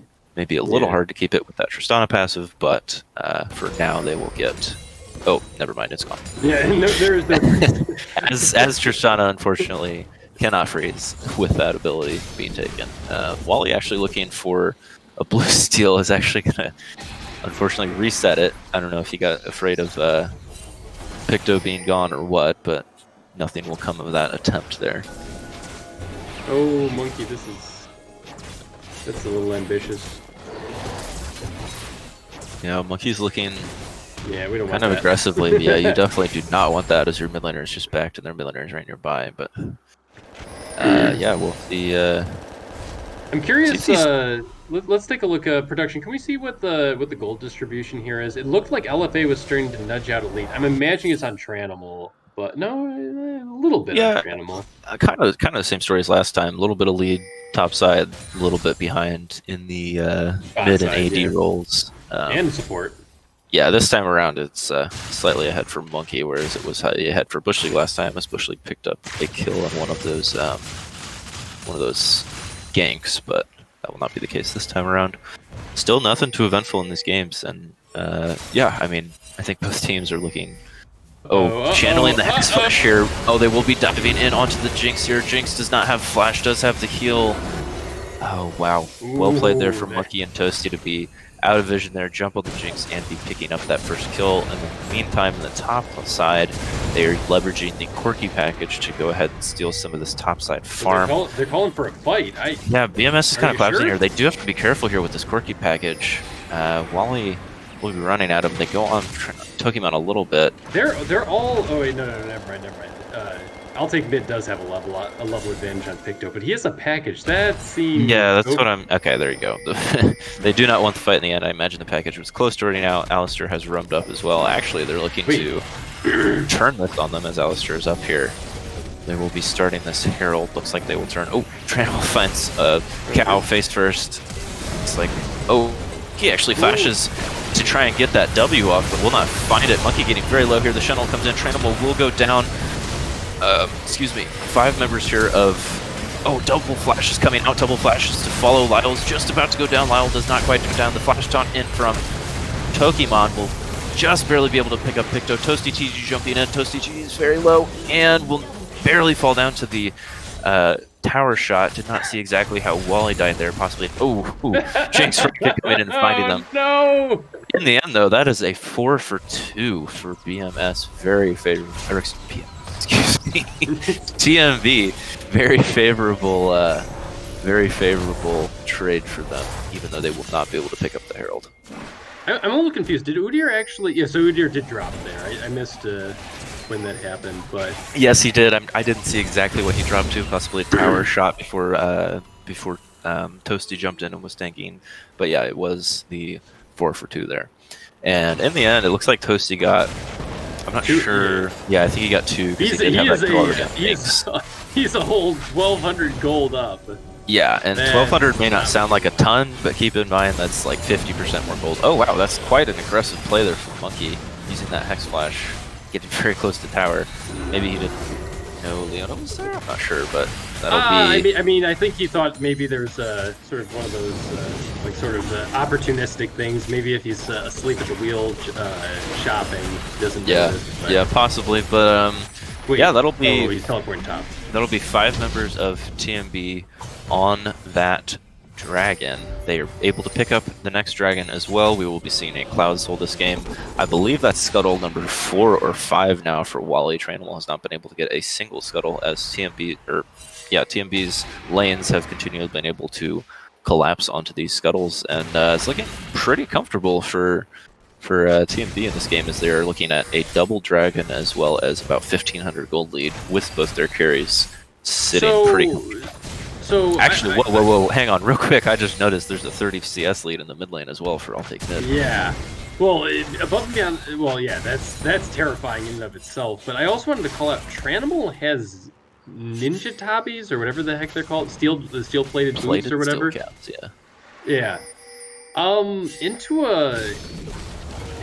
Into a Cassiopeia ult, into a Udyr stun, into the Shen taunt. I'm kind of surprised no Merc treads. Yeah, I'd probably agree Are you with really that scared of the Tristana damage? Yeah, I mean, the Trish is pretty big here. I'd probably agree with you. I mean, that's a lot of CC, and as we saw last time, he got CC locked pretty hard a number of times before he was able to ult out. I mean, granted, there are a few CCs. Looks like TMB will be able to just pick up this Herald before LFA can find it. There are a few CCs that Merc Treads would not affect, notably most of the things from Alistair, aside from his stun. But yeah, I am a little surprised to see that as well. Yeah. I'm also curious to see where they take that Herald. Last time, they didn't drop the Herald until after plates had fell, which was... Yeah, they definitely wanted to be using that early this time. Bush League actually roaming up to the top side. I think they've been spotted out on a ward at this point, yeah. Looking aggressively they're looking to posture mid, but I don't know if they're going to get the opening they want. Yeah, absolutely. But yeah, I agree with you for sure. They're definitely going to want to drop that Herald before plates fall down this time, and they don't have much longer to do it. I would argue just run it straight into mid lane and drop it now. I don't really see a particular reason not to, but Bush League being found by Monkey here, Wally following slightly behind. Channeled actually coming in as well on this play, but Bush League is really tanky. They're not really doing much damage to him. This is a lot used as the members of LFA are starting to follow up here. There you go, yeah.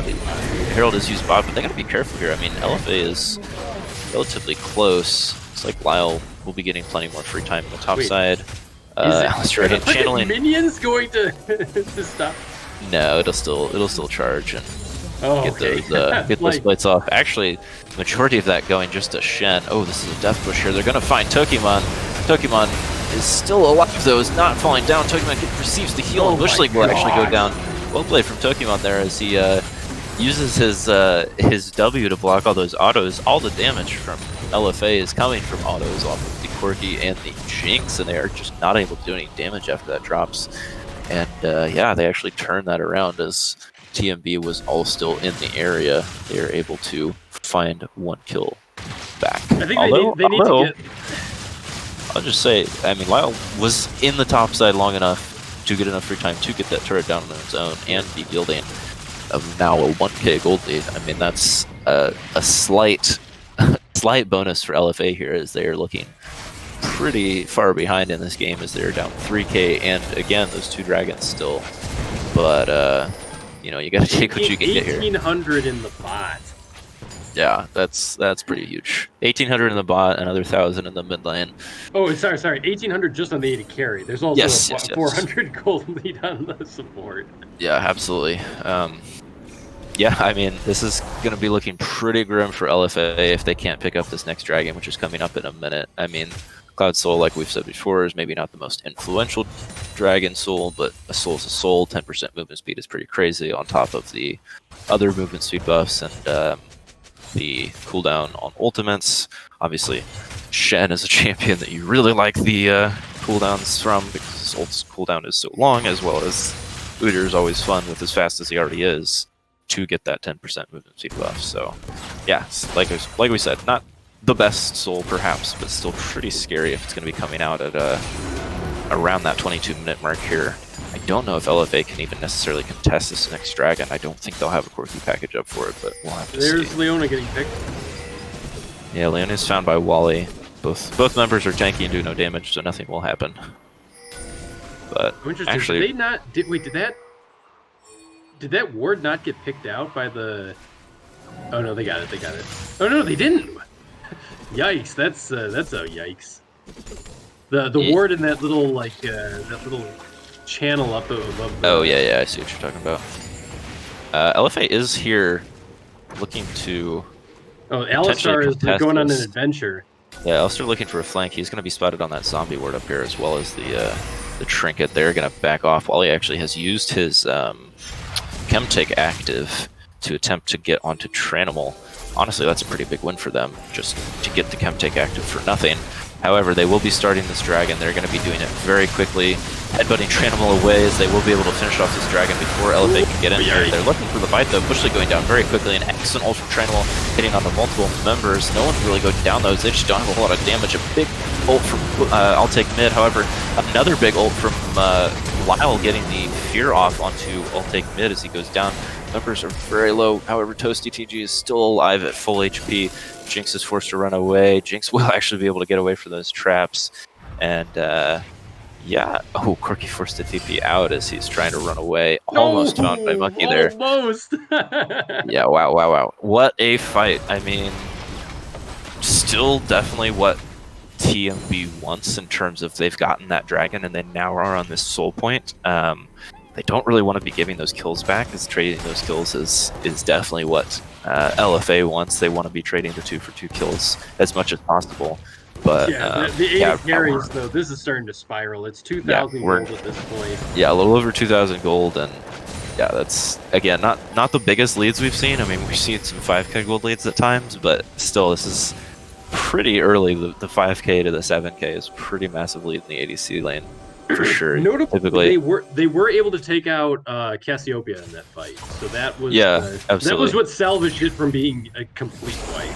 But, yeah, absolutely. The Urgot was able to find the ult execute onto somebody. Did get the fear onto the Cassiopeia. Togeman will actually be going for this fight. Yeah, we've got 3 coming between both teams. Lyle is tanking a lot of damage, but still at the same time not that much. Ooh, the ult will be blocked by Wally. Took him a while to take him down because it's 3 tanks fighting it's not a Juggernaut. Herald. Yeah, they're going to be taking that Herald. Yeah, unfortunate there for Lyle. Gets caught out by the members of TMB just kind of running at him. Can't really get out of that. And it's a good pick for TMB as they're also able to turn it. Goes wide. Yeah, also able to turn it into Herald. In the meantime, actually, yeah, engage in the top lane here as Wally is coming in. Looks like TheTranimal wanted to get some damage on Togeman. Oh, no, you don't want that. You do not want that. What are you doing?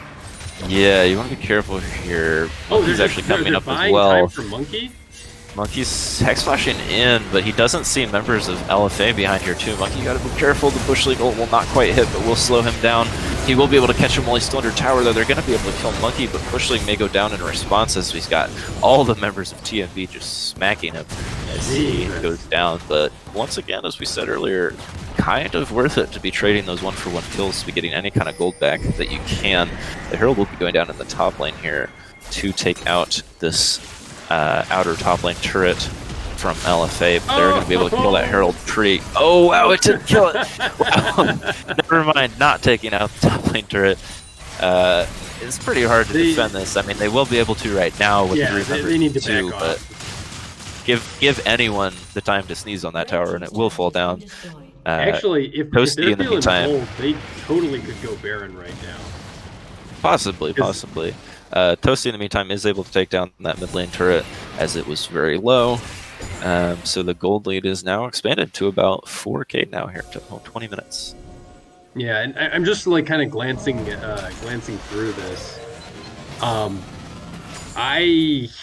When the time comes that they need to sneak a Baron with a Cassiopeia and Cassiopeia as farmed as she is, and that Tristana, it will melt. They'll have seconds to recognize it and get on it. 100%. Even at 20 minutes, it's going to be a very, very quick Baron take for Team Monkey Brains, and that'll be something that they have to watch out for this whole game now. Is any point in time, Team Monkey Brains could just force them to meet them at that Baron.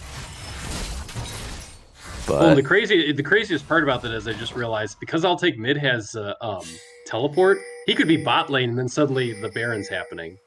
yeah, absolutely. Yeah, they're gonna have to be very, very 40 careful this whole seconds game. on Soul as well, so I don't really know if I agree with them rotating everyone top. Unless I guess they're just seeding Soul, but Yeah, I'm not sure exactly what they're going for here. It looks like they're just maybe trying to brute force through top lane. I'm not sure exactly. Maybe they are gonna seed Soul and just try and take the Baron as a response. Looks like Urgot and Shen will be fighting a little bit. They don't have a fast enough Baron, I don't think. Oh my gosh, Yeah. what happened to Lyle? I think he was trying to fight Shen as his team was showing up. In the meantime, yeah, TheTranimal was actually looking for a good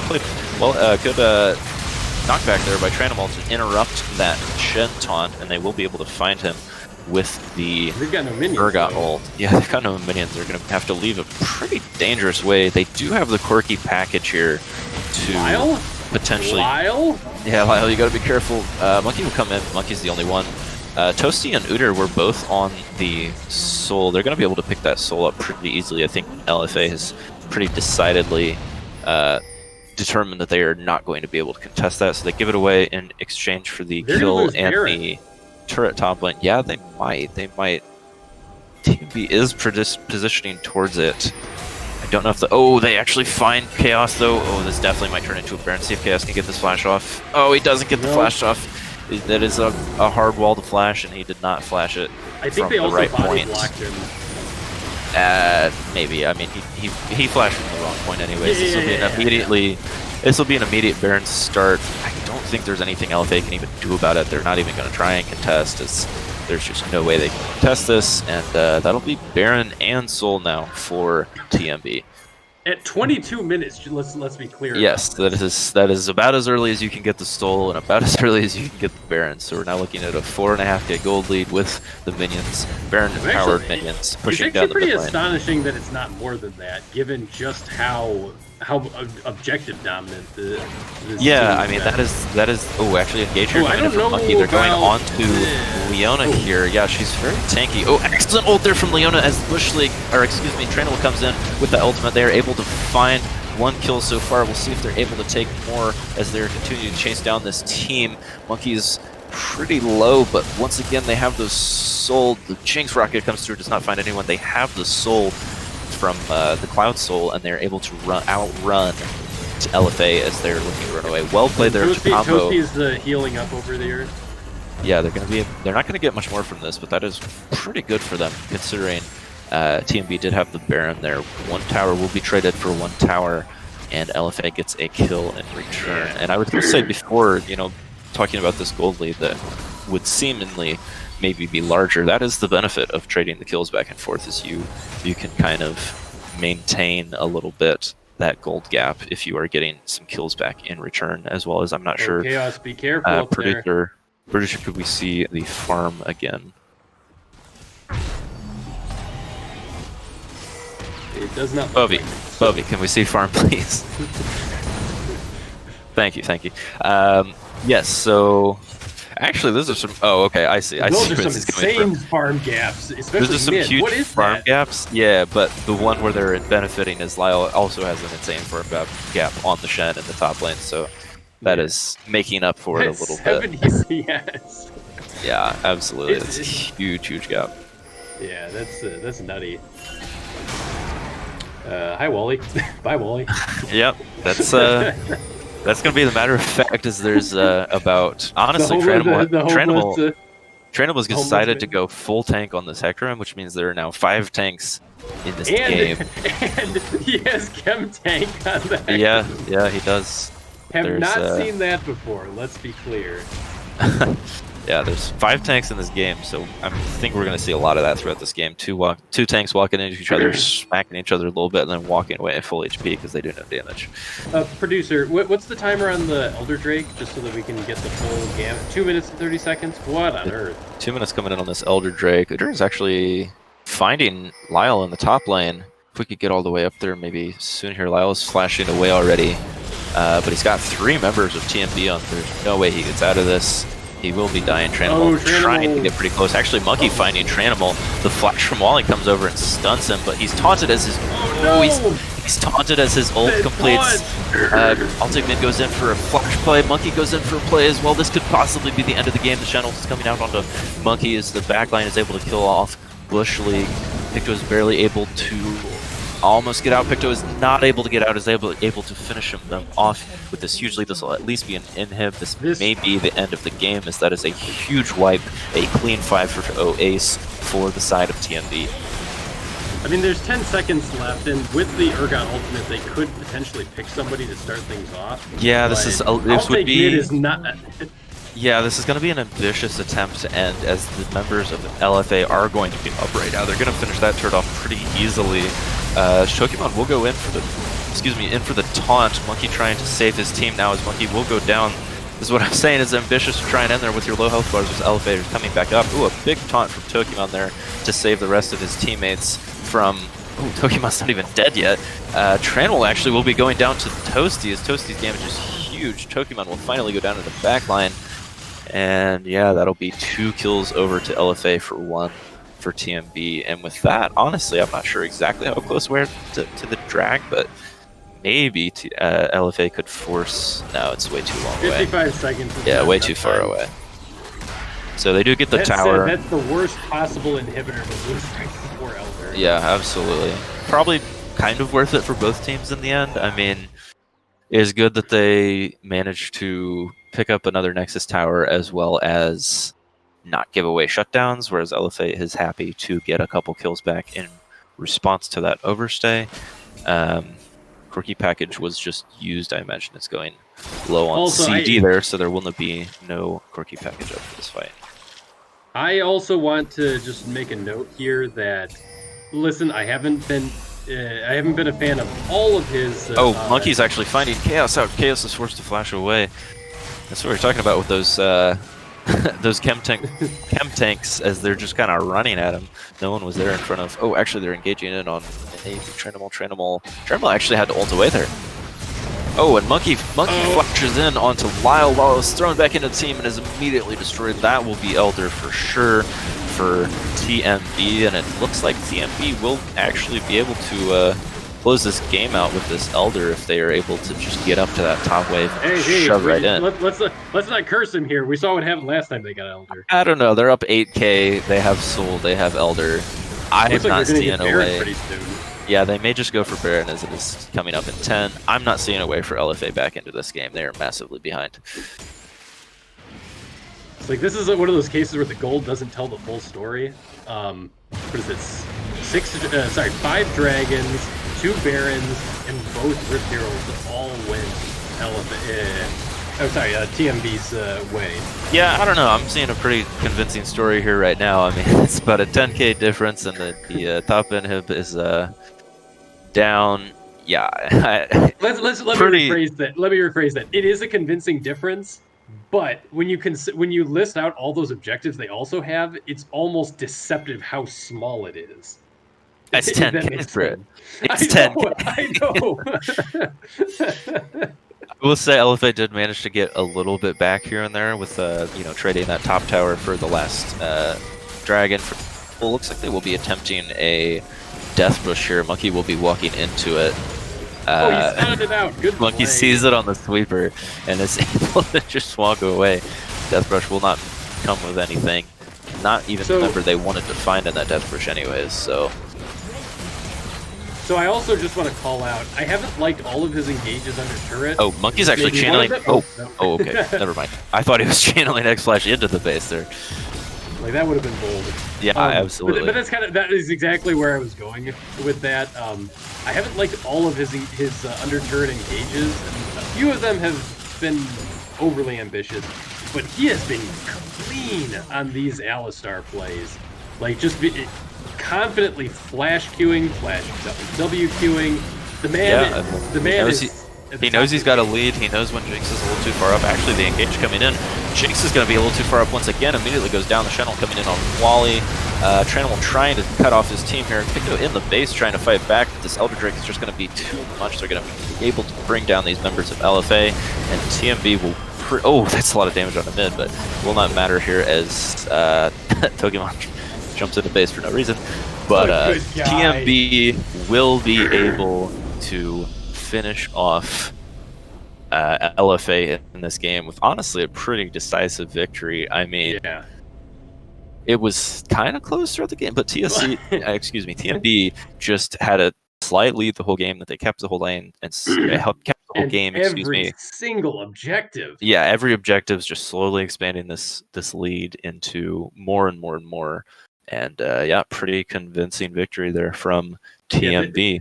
The statistics are not giving this game like the credence it deserves. Like LFA looks like they're in this because of the damage graph. At no point, I would argue, did it look like they were really in control of this game. Yeah, absolutely not. I would definitely agree with you. Yeah, that was a stunning performance, and I really like it. If I had to call out an MVP, Wally Warp, huge performance. Obviously, he's on the Udyr, and Monkey. I can't say enough about how impressive Monkey's performance was there. Yeah, very well played there from Monkey. Definitely a different game from last game to this game for Wally, as he did in fact decide to buy items this time around. Yeah, I mean, I will say, I will give a slight argument, not to take away in any capacity from Wally's ability to play the champ, because he did play very well, but I mean, we're seeing the dominance of Udyr as a champion, just able to take early objectives, able to take all the early scuttles. I mean, I would say that LFA should not give them that champ again, for sure. No, they should not. Alrighty, so I think that we're going to be going to one more break, and then we're going to be on to the final game. Yeah, everyone get ready for the game 3. Yeah, we will be getting into game 3 here to decide the winner of the winners bracket finals. See everyone in a minute.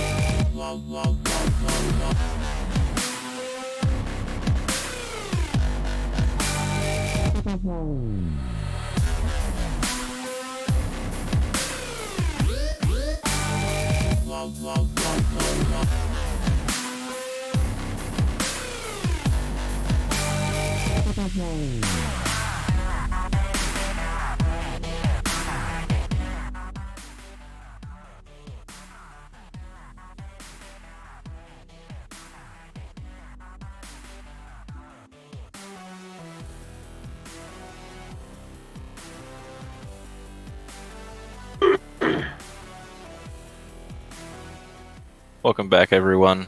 We've got quite the series on our hands right now, as we are in our winners bracket finals, looking at a 1-1 record right now between TMB and LFA. We are looking at a game 3 right now. Spirit, what are your thoughts going into this match? The last game, both games have been absolute bangers so far. Both Mhm. games have been stunning performances. I do want to say, going into this game, I think we've seen two clear patterns emerge. One, they really need LFA really needs Chaos Storm on Sivir. The difference between him on Jinx and him on Sivir is night and day. Like, if for no other reason than the straight utility. And I think that TMB would be foolhardy to remove that ban.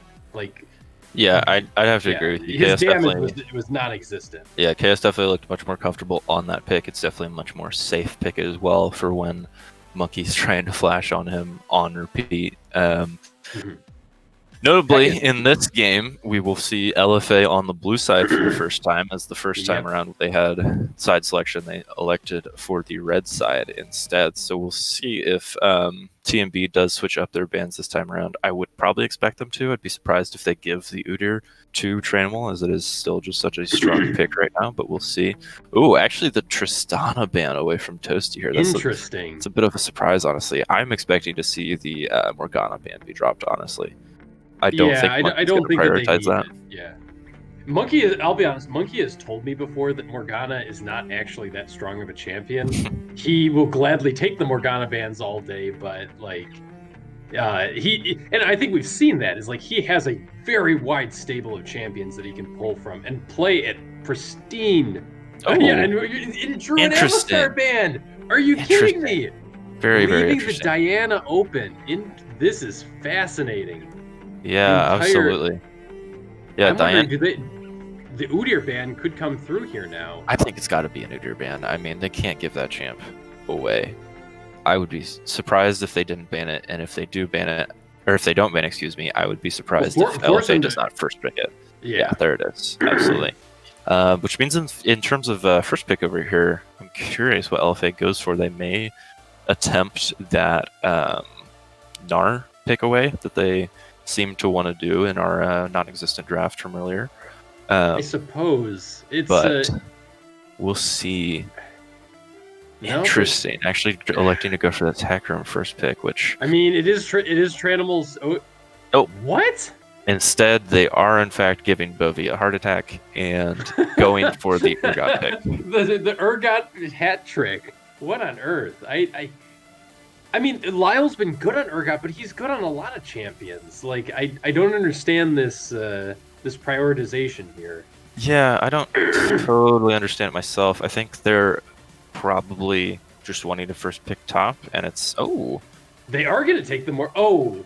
Yeah, Monkey will actually go ahead and take that Morgana. Right after I talk about how Monkey talks down the pick, he will actually go ahead and go for that Morgana pick. Very interesting. On the note of that, excuse me, on the note of that Urgot pick, I think they're probably wanting to just pick top lane fairly early, and it's a pretty comfortable pick. Yeah, Skarner Morgana is pretty terrifying, as Skarner will just run at your team. High velocity. We'll have a spell shield. We'll be able to pull someone back. So look out, Chaos. You're gonna have a Skarner on you. So here's the part that I'm interested in. Do they pick? Wait. Ooh. This is his best matchup into Morgana. I do not like this matchup. Yeah, this is very interesting. So for people who don't know, Bush League at one time, and by at one time I mean before this season of TCL, was a primarily Leona one trick, and then beyond that, his next two best picks were Nautilus and Zyra. He has expanded his champ pool into Galio as well as Rel this season round, but the Jhin, Jhin Zyra lane, very interesting. My gosh, very interesting. But yeah, so we've got a Zyra pick for Bush League here. Very interesting. I'm excited to see some very different picks coming through. Yes. In this last draft for this final game, the Diana pick will be coming through for I'll Take Mid. Not surprising, as it did go unbanned. I'm going to make a prediction that they try to get Malzahar for LFA to try to suppress Diana. I think, though, that the Zyra Jhin... I mean, A-Barn, I don't know what A-Barn's talking about here. Yes, into a lesser player, maybe. I think that they just get run over, though. I think it'll be a solid. Well, I think it'll be a solid lane. I think the danger will come later on when Skarner now has two pretty comfortable prio picks to just ult onto and drag back into his team. So we'll see. Or even not that much later on, just when he hits 6 and runs into the lane. And this is the other thing. This team has always been best when they have the option to use Bush as a roamer or as an engage. Zyra is neither. Zyra cannot leave lane, because if she leaves lane, that Skarner will be on her, and if she misses that E, she will die.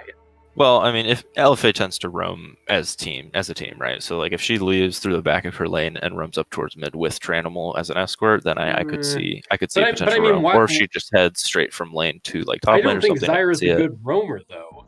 No, she's certainly not your best option for her, but we'll see what they use with it.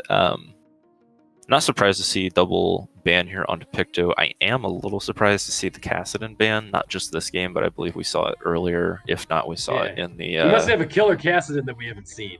Yeah, I don't know. I mean, I think it is a pretty good pick into Diana traditionally, because you do get that magic damage shield off your Q, as well as being able to just ult away as soon as she jumps on top of you. Ooh, Jinx actually banned away from Toasty. That's very interesting. I don't think that was Toasty's next priority pick after. I'm going to make a prediction that Toasty is going to go Ezreal here. I could definitely see a Toasty Ezreal here. Power is the prediction here. I could also see maybe something like a Toasty. I almost said Kalista, not Kalista. Not after what he said the other day. Kaisa is what I was going to say.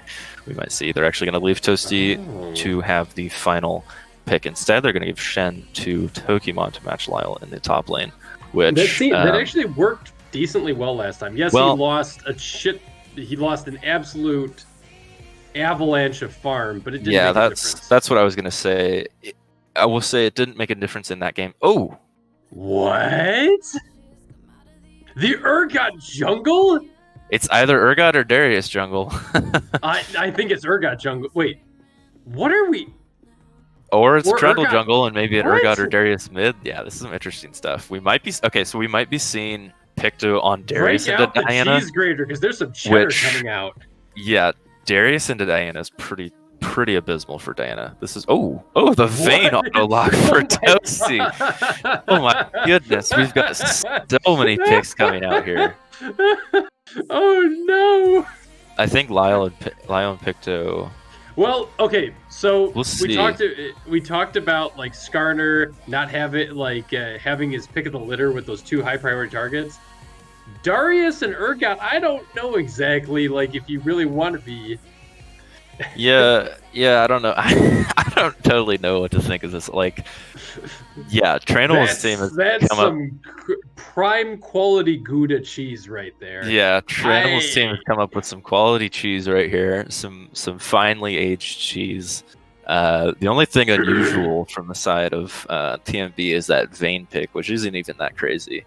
He's done it before. And honestly, the Vayne pick is actually really, really nice into this team comp. Because if I'm playing Darius, if I'm playing Trundle, if I'm playing Urgot, which I'm not because that champ's lame, but if I'm playing one of those three, Vayne is certainly not an ADC I want to be playing into, because she will just kill you in about 6 hits, because she does about 70% of your health in true damage every 3rd hit. That's an exaggeration. That's just what it feels like. But I'm not one to play into Vayne. against those three champs. So we'll see here. Now, granted, usually you don't have those three champs all on the same team, so Vayne will have to pick her targets correctly.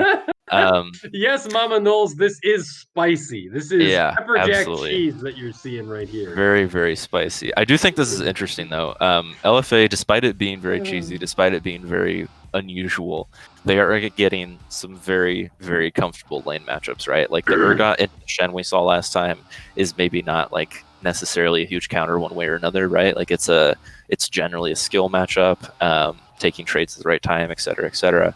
However, Darius into Shen is very nice for Darius. Darius destroys Shen. And on the flip side, Diana, when you pick Diana mid lane, you typically don't want to see a top laner making its way down into the mid lane to match you. You typically want to be against those control mages. So yeah, I'm definitely curious to see. Yeah, and Bovie is making the point to say that whenever Diana decides to go in, Urgot just gets his E off for free and can flip her right behind him, which of course is exactly what Urgot wants. Urgot wants to attack you from the front and then immediately flip you behind and then attack you from there so that he can get all of his procs of his little legs off, fire all those shots off at you. So I mean, I think it'll be pretty comfortable matchups for both top and mid here. One thing we haven't touched on yet is the jungle, which Trundle is in general just not a champion right now. I mean, you just don't see much Trundle, period. That doesn't necessarily mean Trundle is bad per se. I mean, Trundle's always a good I'm just not exactly sure I understand what he's supposed to be there for, though. I mean, I guess he throws down the pillar and slows and provides a chance for Urgot. No, Trundle's the same as he always is. You pick him to counter the tank. So when Skarner is running at you, you ult the Skarner, and then Skarner can die a lot easier. Yeah, but if he has Black Shield, then your ult doesn't do anything, does it? I don't know how that works. It might just go away. Yeah, we'll see. But then he still has the secondary ult onto the Shen to take away a second tank. Because if Skarner's running at you with whatever, he's probably not running at you by himself. Shen's probably nearby, so we'll see. Also, another alternative you could do even in this kind of comp is you can just ult Diana when she goes in and blow her up immediately, because Diana is one of those mid laners that does get a little tankier, builds maybe a HP, is definitely going to want the Zanyas. Can pretty easily go for the defensive boots. So we'll see. So I just really want to. I don't know. I don't know how else to say this. I checked op.gg to see if I had missed something huge. Picto has not played Urgot this entire. Let me see. Let's go back to the seasons. When was the last time he played Urgot in ranked? Yeah, definitely haven't seen any. He played one game last season. Okay. Well, I think as we've heard, regardless of what Picto actually can play, as we've heard about, as we've heard Picto say so many times, talking himself up, I'm sure he thinks he can play anything, regardless of what he can actually play. So I wouldn't be surprised to see him pick something that he's 0 games on. Of course, this is me talking, who picked a champ that I haven't played in over a year yesterday. So, it is what it is. But you at least played it at some point, right? Yes, I do have Mastery 7 on the Yorick. I have played a lot of Yorick in the past, so I don't know if Picto has played much of any Urgot. But yeah, I mean, we're in some. Bovie stepping in and saying it's not that hard. I would agree, it's not that hard. You kind of just press W and let your champ do the work. But yeah, I mean, this is an exciting game regardless, right? Like, we've got some pretty crazy team comps here. Maybe a little less crazy from TMB, but still a little unusual. I mean, Vayne's not a common pick here for really any team, but for TMB, on top of that, mid doesn't always get Diana, and Monkey doesn't always get Morgana, so we're seeing some pretty major comfort picks from TMB. We'll see if LFA's cheese works. Junglers are starting on opposite sides this time around. Wally will be starting on his blue buff, and TheTranimal will also be starting on his blue buff. I think that's probably wise. I don't think TheTranimal wants to interact with Wally much at all until he hits 6. I mean, Trundle is... Oh, actually, you know what? One thing we aren't noting... Ooh, actually, Picto going for a very early trade onto mid, getting a lot of damage in. Hopefully there for Picto. One thing we aren't noting is that Trundle did just get buffed, and that will actually help his jungle clear. It's a pretty small buff, but his Q was reduced from 4 seconds at all ranks to 3.5 seconds at all ranks, I believe, was the buff. Maybe those aren't the exact numbers. Regardless, it was 0.5 seconds on Q at all ranks. So Lyle also getting a pretty nice trade onto Tokimon there. But yeah, that'll help Trundle's clear speed in the jungle. One thing that is a little painful for Trundle as a jungler is he liked getting the Tiamat early on in the past to help him clear those jungle camps. But you can still do that, but it's not the same without the active. So we'll see how this Trundle jungle pans out with those things in mind. Looks like CS is pretty even across the board. Junglers, pretty standard stuff here. Lyle's pretty comfortable in this matchup in the top lane. As I said earlier, it's very hard for Shen. Darius basically murders you at all stages of the game. Your best bet is right now at like level 3. Ooh, gank already coming through for TheTranimal in the mid lane. Does not get anything out of mid. No flashes or anything. Both junglers will be going for their respective skills on the top and bot side. The other thing that I want to make sure that we're highlighting is that Diana has Ignite, whereas Picto just has the teleport. So if she's able to get like a decent chunk onto Picto in the mid game, yeah, they could potentially be very explosive. Yeah, that's definitely something to take note of. Good call out there. That is one less TP than we've seen in any of the other games. So we'll see if in the past having a TP advantage has definitely gone to LFA's favor if they've done some double TPs. So we'll see if that'll matter or if mid will be able to get any kills onto Urgot with that Ignite. Alrighty, so just glancing through this, the Urgot's actually got an acceptable lead over. Well, actually, no, it's not much. I would say nobody has any real lead. Yeah, all the farm is so close that any numbers we see are completely irrelevant in terms of leads because it could go one way or another at any point in time. So farm is very even across the board, which is still pretty early to see particularly large leads, but that is what I believe TMB would want in this regard. I think TMB is going to outscale pretty hard with a more traditional comp. LFA is definitely... Yeah, Wally going for a lane gank here onto Lyle. Tokimon does have the level advantage with the... oh, actually going in already. Wally, he's a little too far away. I don't think they're going to be able to get anything. They have to be careful. Yeah, if they push any farther, Lyle will just pull him into turret.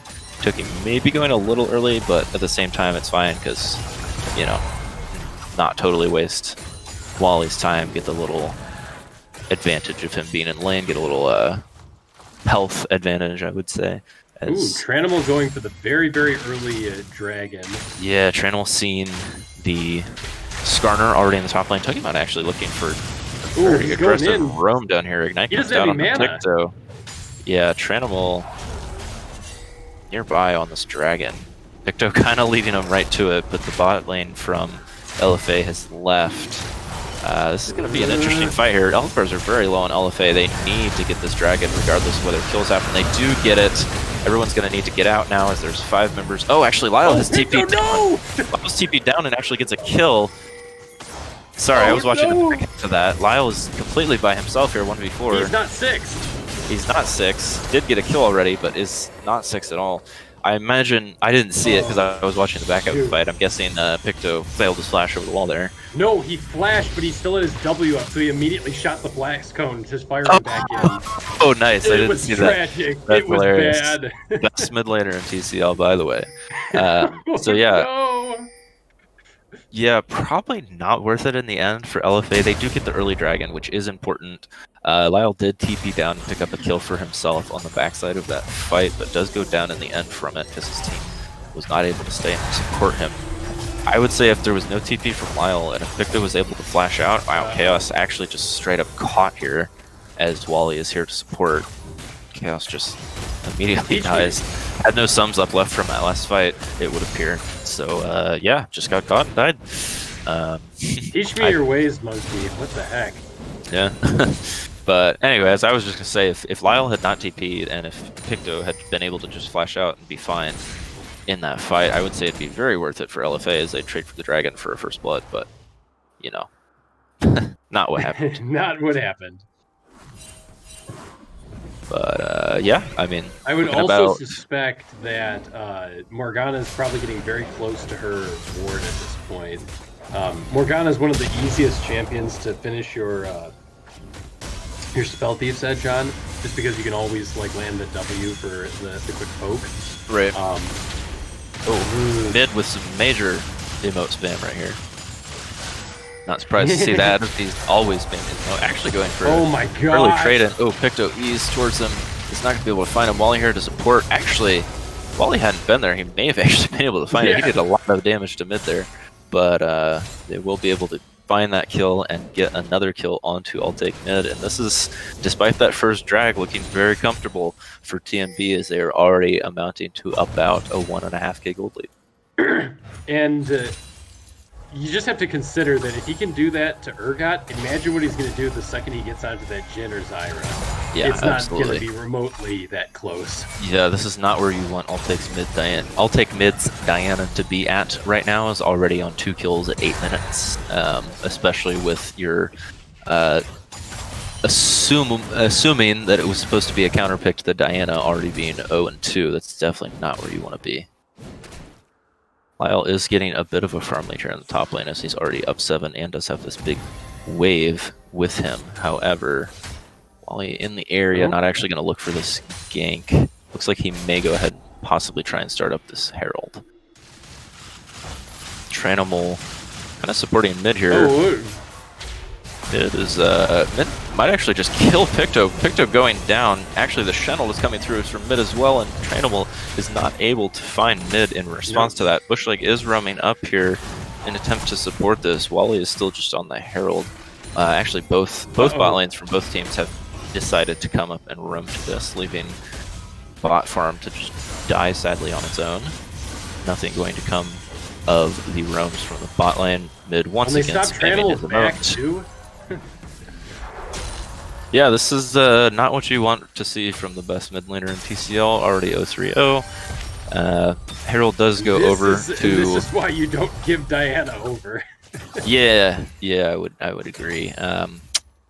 Also, not what you. I don't know what they banned. I can't even remember what they banned. They banned the Alistar and Tristana. The Alistar I can kind of see. The monkey popped off. The Tristana. Toasty is not gonna Toasty had so many options to go with there. I don't mean to second guess the draft already, but yeah, because the game's not over. But yeah, I mean, yeah, it's definitely not over. Certainly not looking great right now. With I'll Take Mid already at the 3-0. Herald has already gone over to Wally, so I imagine he'll be looking real soon to use that in order to get some plates off for one of his lanes. Excuse me, it's getting later than normal with some of these, with this game this series having gone the way it did. This is why West Coast best goes. No, I don't. Wait. Which league is a higher level than Chaos or Monkey? God bless. Yeah, I think it was because he roamed up to the mid lane, soaked some XP up there. Oh, yeah. Drag will be started already for TMB. Pokemon is literally always at these objectives, regardless of whether he has TP or not.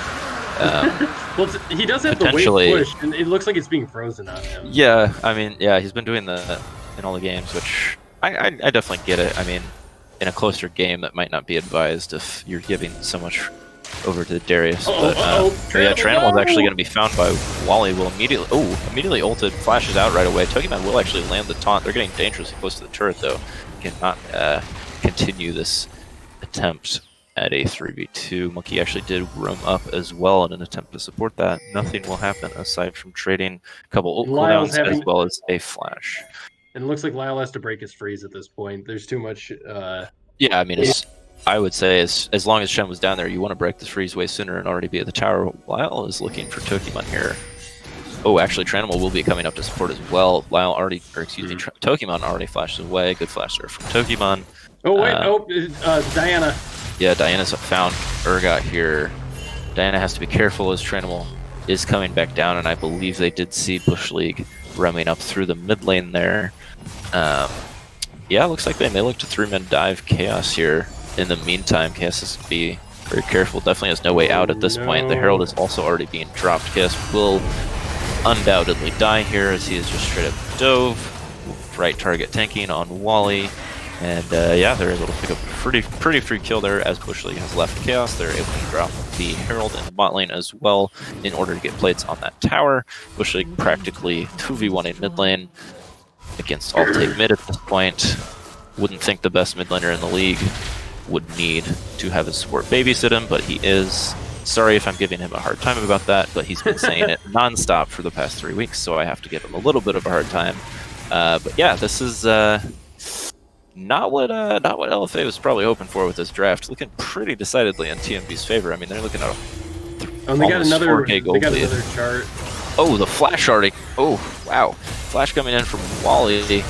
Bush League coming up to support this. Bush League actually flashing in with the ultimate. They will be able to kill Chaos. Actually, Bush League getting murdered by I'll Take Mid. The members of LFA are coming in as well, though. Toasty does go down in the end, but Darius has already died. There's 5 members here to 4, or excuse me, 5 members. Actually, TheTranimal has showed up now at this point. They will be able to find Wally. Actually, this is pretty favorable for LFA here, as they are able to pick off a few members and actually trade 3 for 3 there. That's definitely what you're looking for if you're LFA, because you cannot be just getting kills over. Definitely a huge overcommit there from the side of TMB. Ooh, Urgot actually does the multi. Pokemon will be able to just taunt away here. And yeah, I mean, I don't think there was any shutdowns given over. I mean, I'll Take Mid. No. Did not die. I believe he had the only shutdown there. Maybe Wally might have had one. I'm not sure. Maybe Toasty. But regardless, that's still very good for LFA to be trading those few kills back. They are still pretty far behind in this game. They do have that one early dragon, so they won't be looking at a 22-minute soul this time around. But they are 3k down in gold, as well as having mid tower. Will not get that low, but bot tower is quite low, so I would not be surprised to see probably I'll Take Mid just roam down there at some point, split push a little bit, knowing no one can match him, and just pick up that pretty easy tower for his team. So I also want to call out that I'll Take Mid already has completed boots and his proto belt. Where Lyle? Yeah, Lyle looking for something with the Strybreaker there, but the Morgana spell shield will just shut that down. Yeah, it's been a good response from LFA. I think that they're still in this, but the longer the game goes, I think the more it starts to grind against them. Oh, absolutely. The bigger this Vayne gets, and honestly the Diana too, although their comp is drafted, I imagine specifically to deal with the Diana, so that when Diana goes in, you are just turning all of your beefy frontliners on her and trying to kill her right away. But if that's what you're doing, regardless of how fed Diana is, if the Vayne is big, probably are going to have a hard time getting past both the Shen and the Skarner through the Morgana shield to get to the Vayne. Vayne is going to be absolutely shredding your front line, and Vayne is already in a pretty comfortable spot, having a 1200 gold lead. Again. Yeah, so for all you haters that say Toasty is just getting carried by Monkey, I would agree.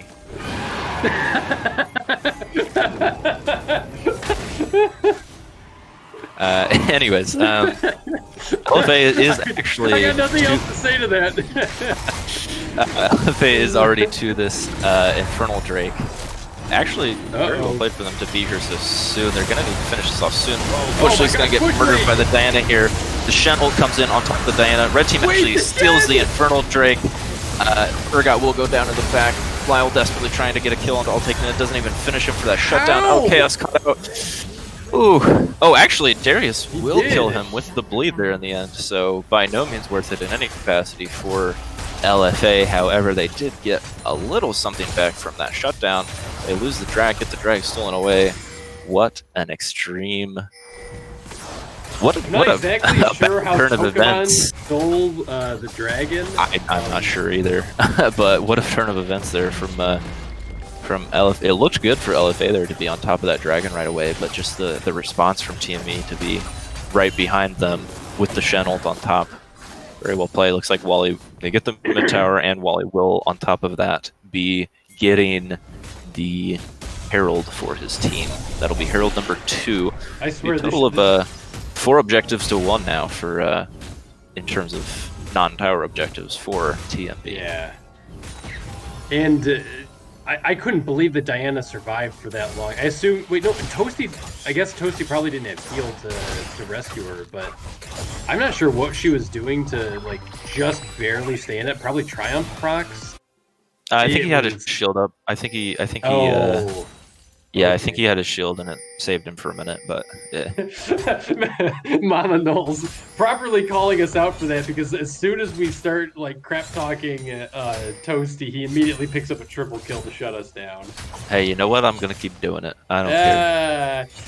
No offense to Toasty's mom, but I feel obligated to flame him, considering he was on my team last season and did not do this for me. So what are you talking about? He got a pentakill.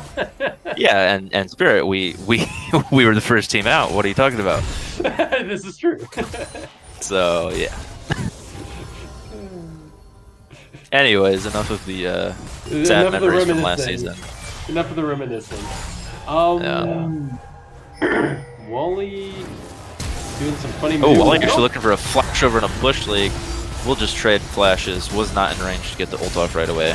Kind of ambitious. Honestly, pretty worth it for LFA to not have to worry about that Skarner flash onto a Jhin anymore. I think he has production. Can we double check this? I think he actually has Hex Flash. Skarner? Yeah. No, he doesn't have Hex Flash. It would show right now on the right. Oh yeah, never mind. I don't know what I'm talking about. No. Yeah, interestingly... My mistake. There are a lot of members here. Nothing gonna happen. Not sure why everyone's right there right now, but... Oh, nice taunt out from Tokimon. I don't know if he was definitely... Yeah, I don't know if he was definitely dead there or not, but it would have been dangerous for him. He did have flash up, but did not want to get hit by that pole there. So I just want to call out, and I get that this might be just a consequence of how poorly the game is going, but Tokimon, at least at present... Well, I'm going to have to cut you off as they're actually looking for a dive here on Tokimon. Darius already has multiple stacks. TheTranimal tanking for Lyle. Lyle will be able to just kill onto Tokimon. Well played there from LFA to find something back. Oh, we actually have applause here as well, so whatever you're going to say, you have time to say it now. Well, I was going to say that, like, the Tokimon is actually managing to stay pretty even. He was up actually a level on Lyle. He was only down, 20 CS? So I was going to say he was doing a really solid job, like, matching the counter that you were describing.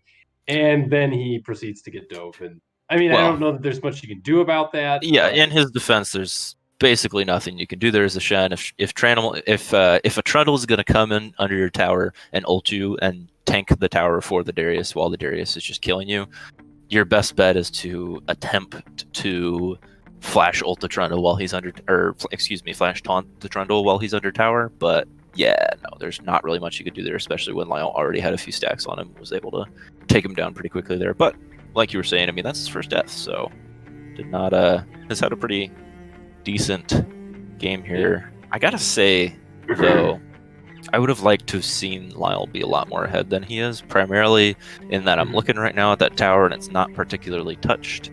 And no, I think he tried to freeze the... Yeah, he tried to freeze a lot but... when Toki was gone, but that is not how you punish somebody leaving. You punish somebody leaving by hard shoving into their tower so that they lose minions at the tower, and then you take plates. If they leave and you just freeze, it means when they come back, there's still minions for them. Because when you shove it into your tower, then it starts pushing back to you. So when they come back, the wave is now pushing back to you, and you punish them in that regard.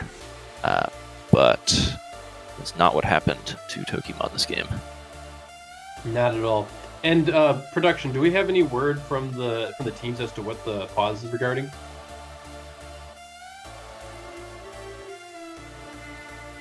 All right. So we're waiting to hear back from production on what the cause of this is. I'm imagining somebody's internet's being funky or whatnot.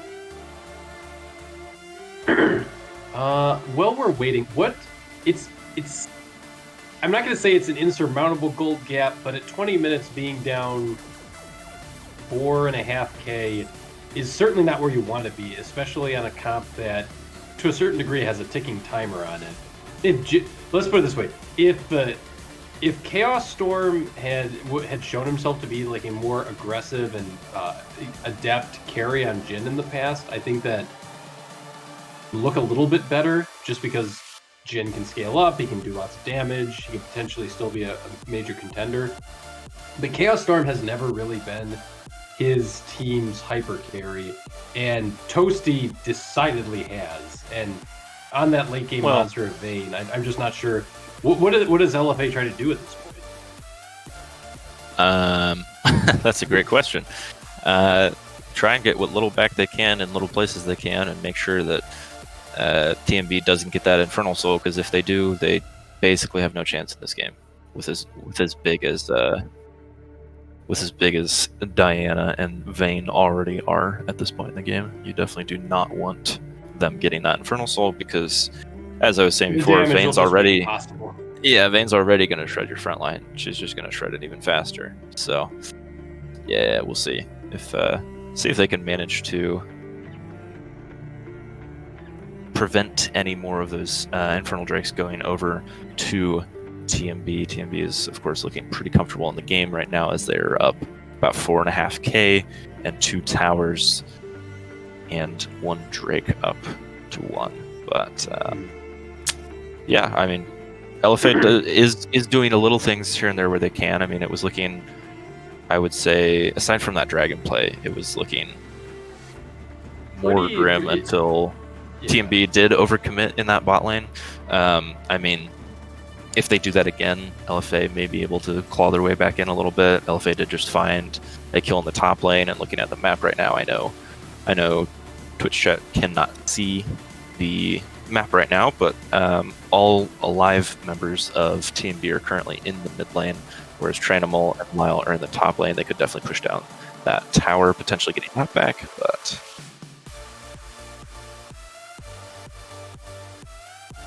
I could move myself, thank you. All right, so Blood is going to investigate what is the situation at the moment. He's meeting with Life for Appa at the while we wait. In the meantime, is he back already? My goodness. What's the situation? They're back in game now, so we'll just have to wait. Alrighty. Never mind, folks. We will be back in just a couple short seconds, and well, it might be a minute. We'll see. We'll see how long it's going to take. But yeah. In any case, do you think that this I know that in general sports, like timeouts are useful for sort of resetting people's mental. Do you think that there's any chance of that for LFA? I grant that mental is not really the problem at play, but no, I do not believe that at all. Because if I were LFA, and I don't think I'm someone to particularly. Oh, actually, I'll take mid getting us right back into the action, immediately murdering Bush League. The Herald is also dropped in the mid lane here. Looks like the Herald will be charging into this next tower as well. They may even be able to get this inhib off of this. They will get 1 tower in response, like I was saying. Ooh, I'll take the flashing in, not able to follow up anything. Ollie getting a little bit low. They may even, I don't think they'll get, no, they won't get another charge off of that Herald. But still, that's pretty good for TMB, and like I was saying before, I'm just, it's gonna be really tough for LFA to claw their way back into this game here. Yeah, and the Dragon's gonna be coming up pretty soon. They have to be there. They can't afford to leak any more of these to TMB at this point. Yeah, absolutely. Oh, interesting. Monkey going the Moonstone Renewer. Huh. Yeah, I'm not totally surprised to see that. I mean, typically you see Morganov go for a little more AP, but at the same time, his AP threat in this game is pretty strong, and it'll be nice to get that extra healing down for his front line against these. I wouldn't have figured that there would be enough spells to trigger it, but I seem to be standing corrected here. Yeah, I'll ask him about it afterwards. It's certainly certainly a statement on the item's power, if nothing else. Yeah, absolutely. It's definitely a very strong item. Definitely very good for the extended fights that likely will be happening with the front lines of these teams. Maybe they won't be so extended with as big as All Take Mid is here, but yeah, we'll see. That's another Infernal Drake going to the side of TMB, as well as all of them running towards Waltz. Baron. Yeah. Oh no! I think he'll be fine here. Yeah, he will get the blast cone to save himself. Oh, that's it. Oh wow, that's actually a flash Q from Monkey here, and it looks like they. Okay, the ult does come through for Wally, and he will be dragged back into the team. Oh, TheTranimal, or excuse me, Lyle does have the Sterix to keep him alive for a second, but will be nowhere near enough there. Well played on Team B to still manage to catch Lyle out as far as he was away. And that's honestly the one threat that LFA still has on their team, is that Darius, who is leading their team in gold and who had gotten a lot of that sideway pressure. They will be able to take the Baron off of this, and another kill going away in the bot lane as well. Or excuse me, not kill, sorry, turret going away in the bot lane as well for TMB. We're looking at now a almost 7.5k gold lead, and yeah, that's. Yeah, I've said it before. LFA is going to have some trouble getting back to this game. Not sure what exactly their comeback strategy are. Abarn, I know you're listening to this, so let me just be perfectly clear. Monkey captain next season, or we riot. Like, this is ridiculous. This is insane. The man has had like pop-off performances every single game. Like, Bush League, in theory, is supposed to be one of if not the next best sport, at least from a ranked perspective. And you would never, ever guess it watching this series. Hey man, I don't want to get too much into that because I was on Abraham's side at the beginning of the season for that decision. On this? I mean, kind of. I mean, I don't know. Let's not get into that too much in this game. Okay. I mean, the debate at the was very least, Monkey is making monkeys out of everyone else who all the other supports he's gone against, and this series. Yeah, Bush is trying hard. That's the thing. The debate was never whether or not Monkey's a good player, right? Like we all know. Sorry. I don't mean to divert into that anymore. But this is just a stunning performance against, in theory, his next closest opposition. Yeah, absolutely. Looks like they will be going for some kind of an engage here. Wow. I'll take mid jumps onto the Darius and just immediately one-shots him. They had to go for some kind of desperation play, but it just doesn't work out as they're far too ahead. The amount of damage coming through is insane onto LFA. LFA gets murdered, and I would not be surprised if this is the end of the game. Actually, a quadra for Toasty here. Do they give him the pen? Nope. Oh! I'll take mid. Mid just takes that penta right away, and this will most undoubtedly be the end of the game for TMB. TMB makes it into the finals. The finals, and LFA has now been moved down into the losers bracket to play after my own team's game against the chess club. They will play the winners. But yeah, well played there from TMB. They had a little hiccup there at the beginning as LFA did take that first game off of them. But in the end, they showed that they are still the dominant team there as they finish out the series, winning pretty decisive game 2 and fairly decisive game 3 as well. I mean, there were a couple moments in both games that LFA was finding some kills or maybe a little bit, getting a little gold back, but it was never enough to really equalize that gold lead, and TMB finishes with a pretty convincing series. Well played to TMB. Absolutely stunning. And I know we've got everyone up very, very late, so we'll try to get into interviews very quickly. My interview is I'm torn between Wally for finally being the jungler to like match. No. Okay. You can't give it to Wally when Wally forgot to buy items the first game. Okay, well, I mean that's almost worth an interview by itself. But the other one has to be Monkey. Interview him just for the lack of buying items. It's hard. I honestly, everyone played so freaking. But Monkey Let's, played so well. Let's go ahead. Nothing says we can't bring two people in here. Okay, Let's go ahead and Toasty, bring Monkey and both. Toasty. We're going to go ahead and bring both Monkey and Toasty in for an interview after that series. Let me pull them in here real quick. Oh wait, I can't because they're in that forbidden channel that I cannot pull people from. Okay, Welcome, we Monkey got and it. We got the Toasty. boys. We're pulling both you guys for the interview here. Let's start off with first off, congratulations on your win. Thank you. You guys are Thank you.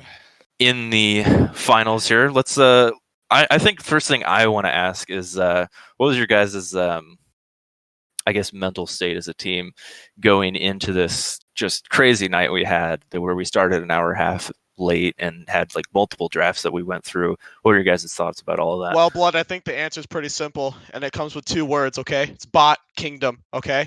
Literally literally nothing, okay? Not a chance, okay? Not a chance.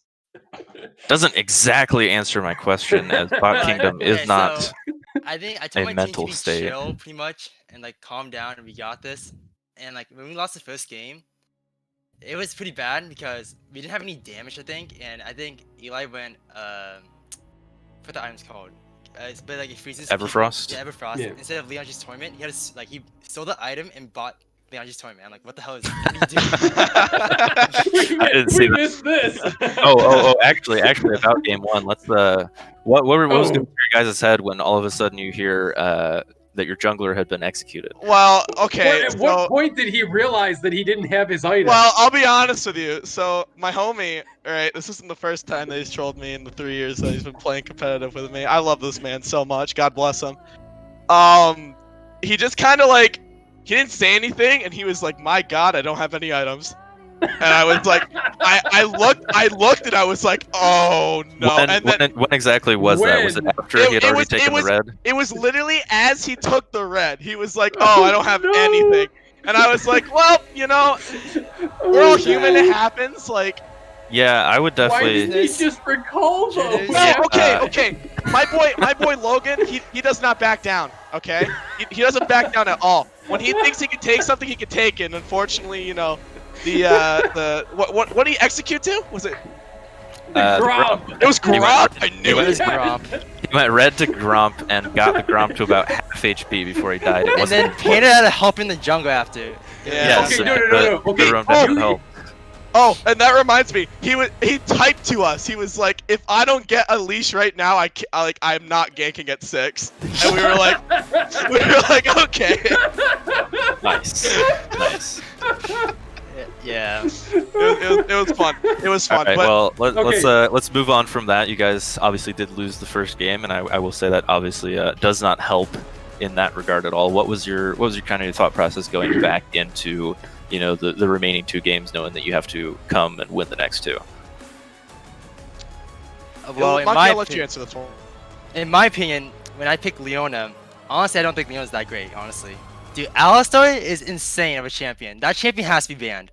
I was gonna say, where were you hiding that? I don't think you played that a single time last season. I don't. Yeah, remember well, you using I have it at all other this picks season. I could pick too. I don't know. I know your Braum is golden, but like there are so many champions that I know that you could pull out. It's terrifying.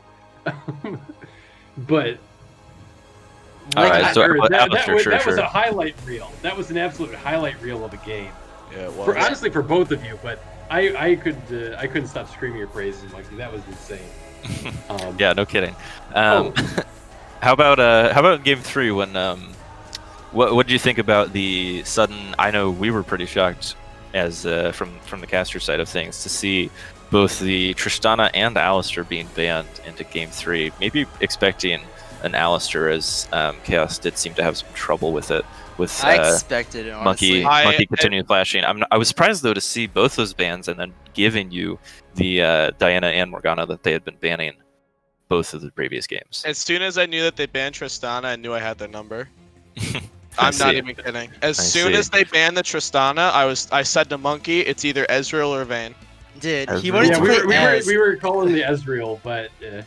All right, and then let's also address the fact from that draft from game 3, we saw Darius Trundle Urgot. What was your guys' thoughts going into the game with these very odd lanes coming from LFA. Vayne go Burr. Yes, In my Vayne, opinion- Vayne was definitely Vayne's definitely that's the kind of comp you want to play Vayne into for sure. Eli just But, said GG because he never played or got mid ever. Pick the chat. He got the first kill and he was like, all right, yep, well, let's wrap this one up. And I was like, all right, dude, like. He also stole your pentakill, so. Okay, he all did. right. I gotta be honest, like, I love this team so much, man. I can't even get mad at the fact that he just blatantly walked up and queued chaos, like, and then of course he was like laughing after, and everyone was just having a great time, man. But I care more about winning. I want to make it to grand finals. Well, you're in grand You're finals. there. Exactly. Like I didn't care at that point about getting the highlight play. I just wanted to win. Let me ask you, Toasty, where was this mentality last season? 76,000 damage Senna. And yet we didn't win Consistently? that game. Well, you know what, man? I'll tell you what. Interesting. I wonder why. Yeah, because our ADC just can't Yeah. carry games. I guess so, man. Interesting. Anyways, we should be getting wrapped up pretty soon here. It is pretty late. Thank you to both teams and production and Spirit and myself, Yes. everyone, for making this work as late as it went. Thank you so much for being patient with all the stuff. By Yeah, the no way. problem. you. I mean, And, not too much could be done about that. We did what we could. Yeah. So congratulations to you guys for sure. Definitely a solid win. Definitely a necessary win. You definitely want to get that one under your belt so you get into the finals for sure. Grand finals. So yeah, you guys will have to play at the end of the next two series. So I will tentatively say see you guys there. Thank you. Thank you. Have a All great right. night. Looking forward to it. Good night, Yeah, guys. absolutely. Good Good night. Yeah. All right. So that'll be wrapping up the stream here tonight. I'm not sure exactly. Well, we do have the game on Thursday. It'll be my own Yeah, team. I'm for going to be Lure back to the versus- cast for that one. Yep. I think with Sir Aaron. I'm not sure yet, but it'll be my own team versus the chess club, and then beyond that, I'm not sure if our finals weekend is 100% set in stone in terms of schedules, but we'll see when we get there. But yeah, thank you, Spirit. Thank you, Bovi, for sticking around for this very late cast, and congratulations once again to TMB. Yep. Good luck, and hopefully see both teams again soon. Rock Yep, on, guys. absolutely.